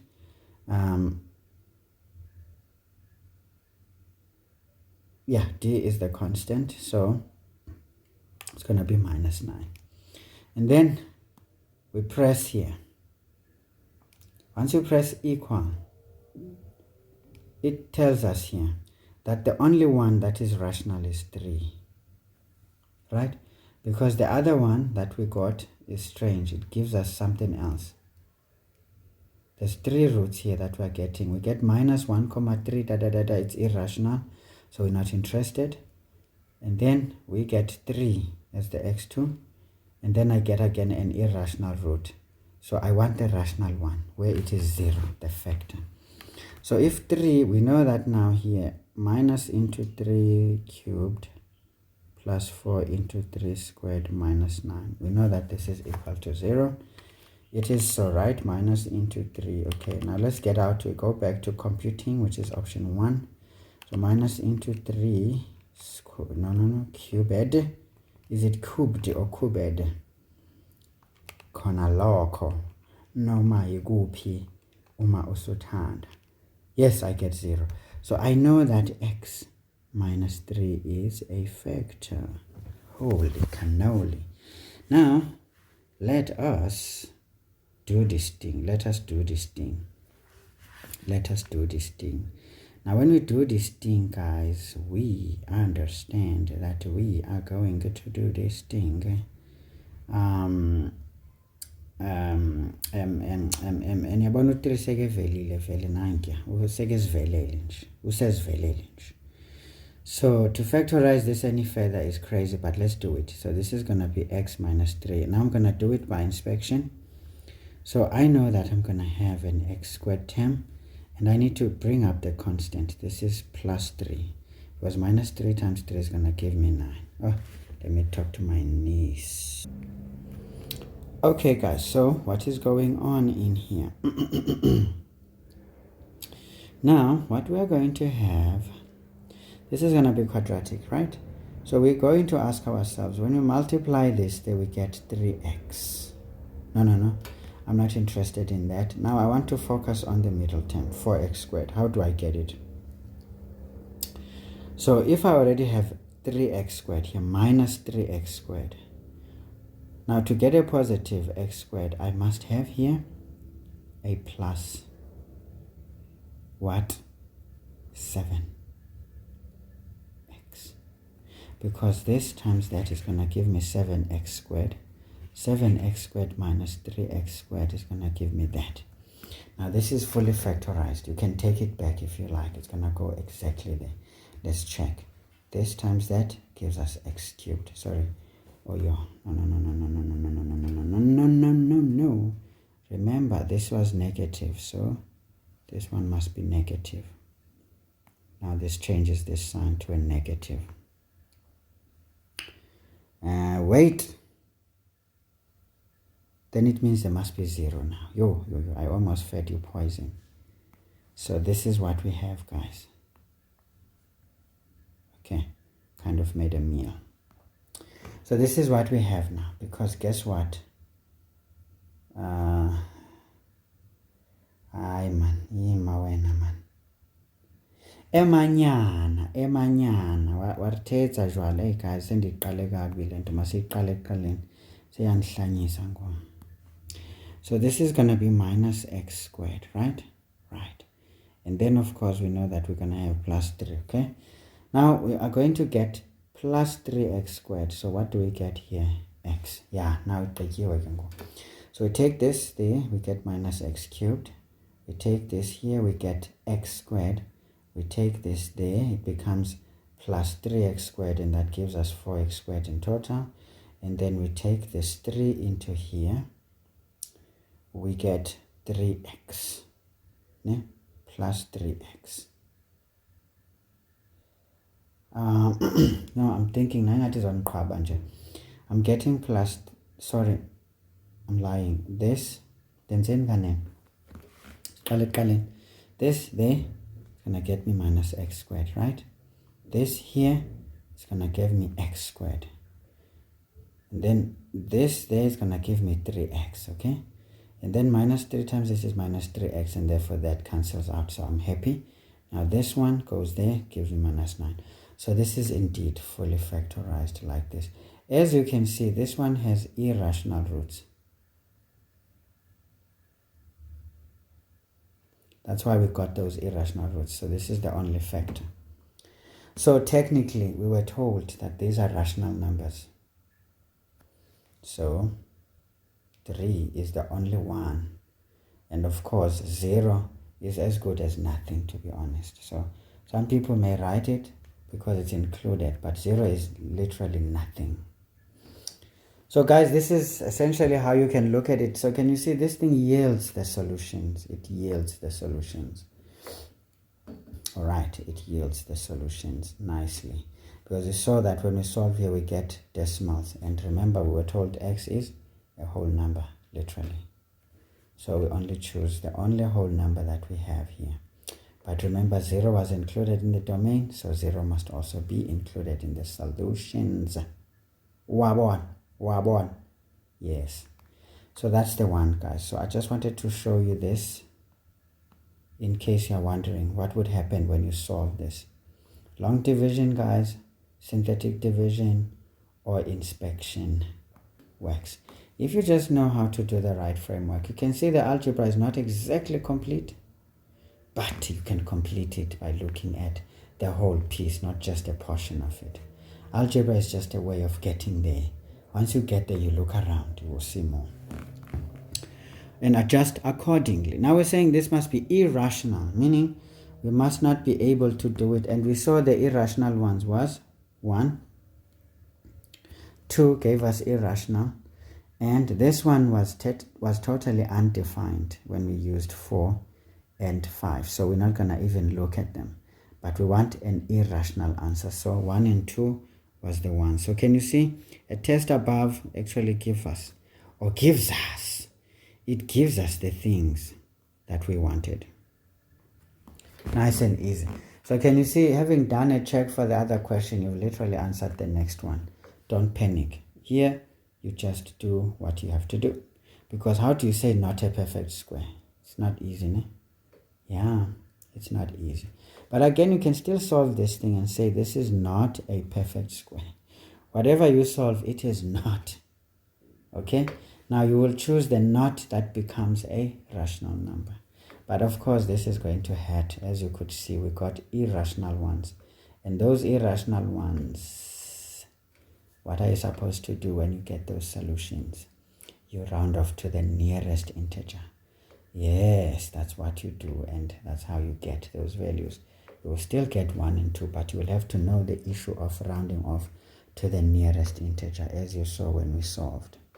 I hope, guys, this is clear, because you know what? It's marvelous. Honestly speaking, it's marvelous, guys.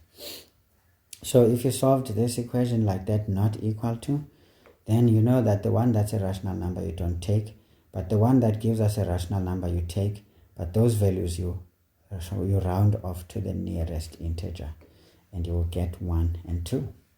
Perfect. We move on. So algebra, guys, is your absolution. 8.4. Now it says this is to be non-real.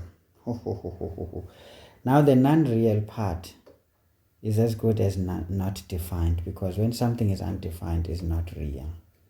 Is it not? And we can see that technically we just say this must be a negative. Square root of a negative is non-real. Essentially, it does not exist. Okay, as much as we can make it to exist, it's imaginary. So we saw that 5 gave us undefined, 4 gave us undefined, and all those things are non-real. Okay, so what are we going to say? Mage kutheni 8.1 wam eno-4 njena? Kutheni ndingamqondisisi u-4 or u-4 ndiyamazi uba uvela phi kanene? Non-defined. This is more or less the same thing, guys. So we know x is going to be those solutions that were undefined. So that is 4 and 5. I know you guys ignore the 4 because you thought ivelile phayana. Vele biphendula into ezimbini. Non-real or not defined is as good as non-real. So it's as good as non-real because even if we define it, it's whatever.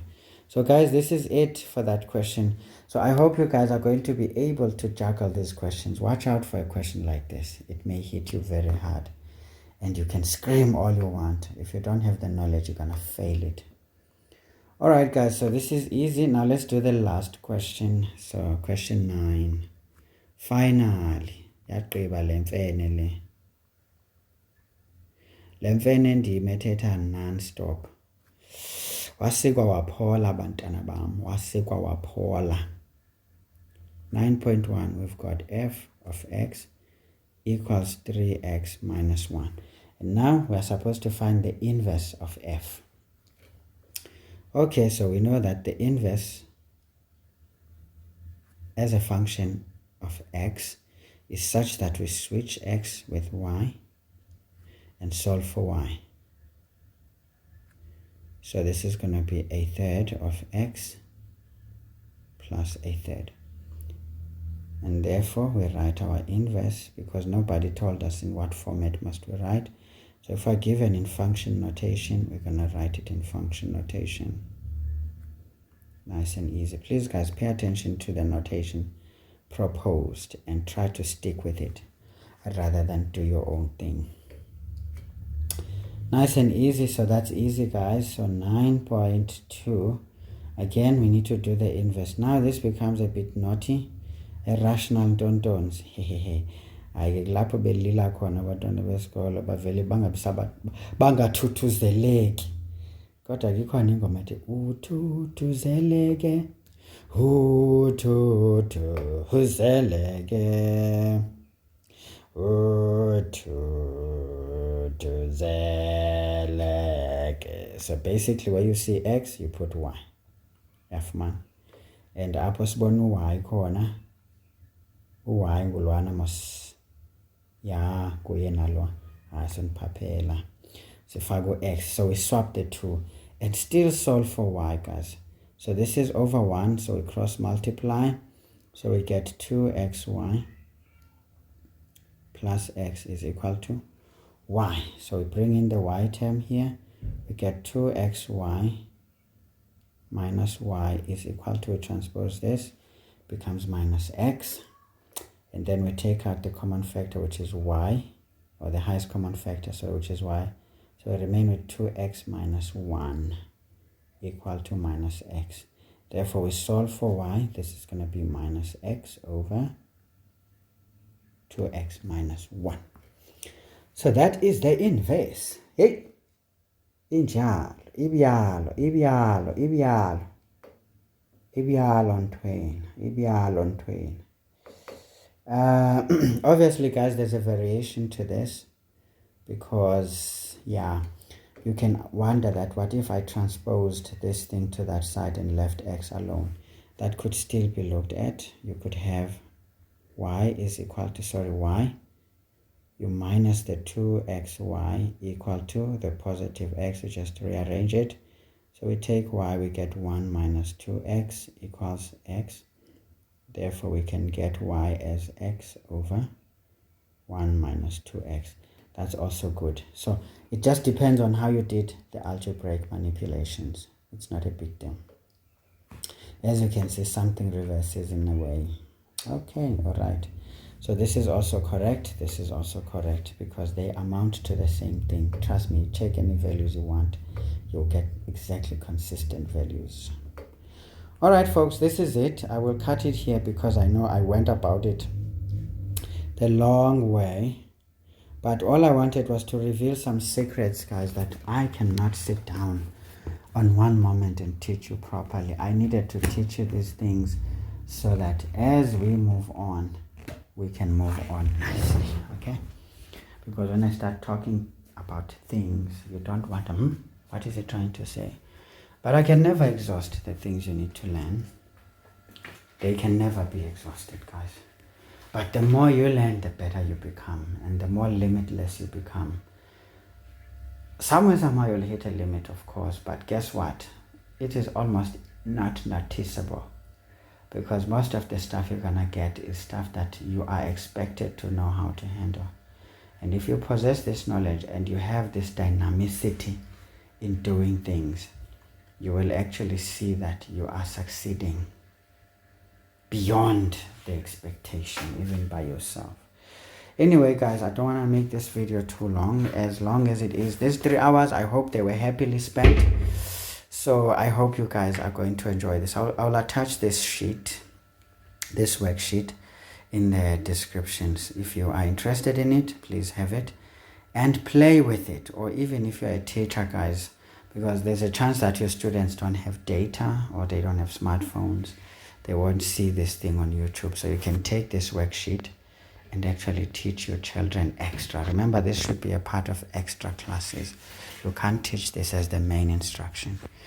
So it's very useful, especially when you've finished the syllabus. This is more appropriate when the syllabus has been finished, which you're supposed to finish before the June exams, so that the trials come through an intense revision.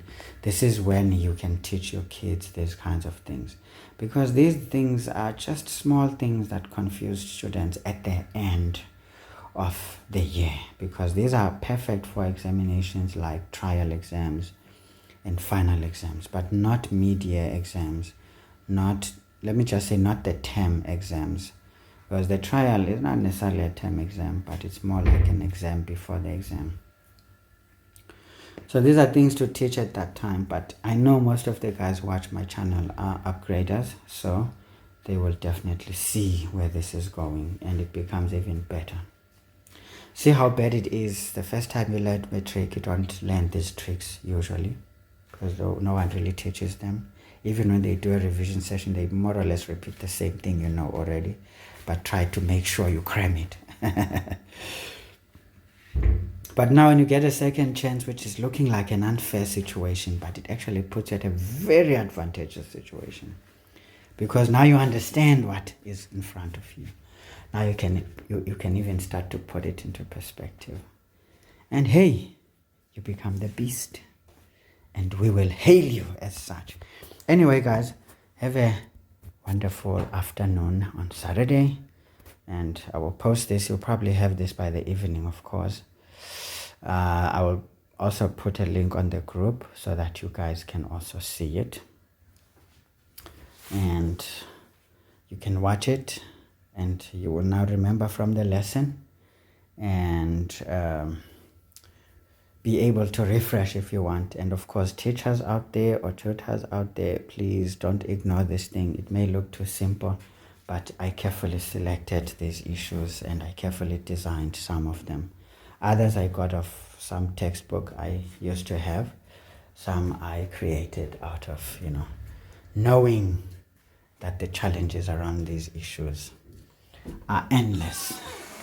And yeah, this is how we create nice stuff and make sure our kids are not just going through the motions, but they actually get what's going on. Anyway, guys, practice will make you perfect. If you just watch me, you're not gonna get anything, because you'll be like, wow, this guy's so good, if you think I'm good. But the others are gonna be like, this is crap, man, nonsense, don't even pay attention.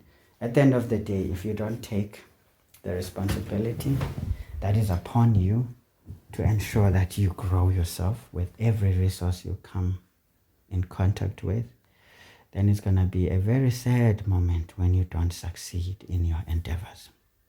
But if you do the honest thing, right, trust me, guys, to practice is easy, because you just simply repeat what you have been shown. It's very easy.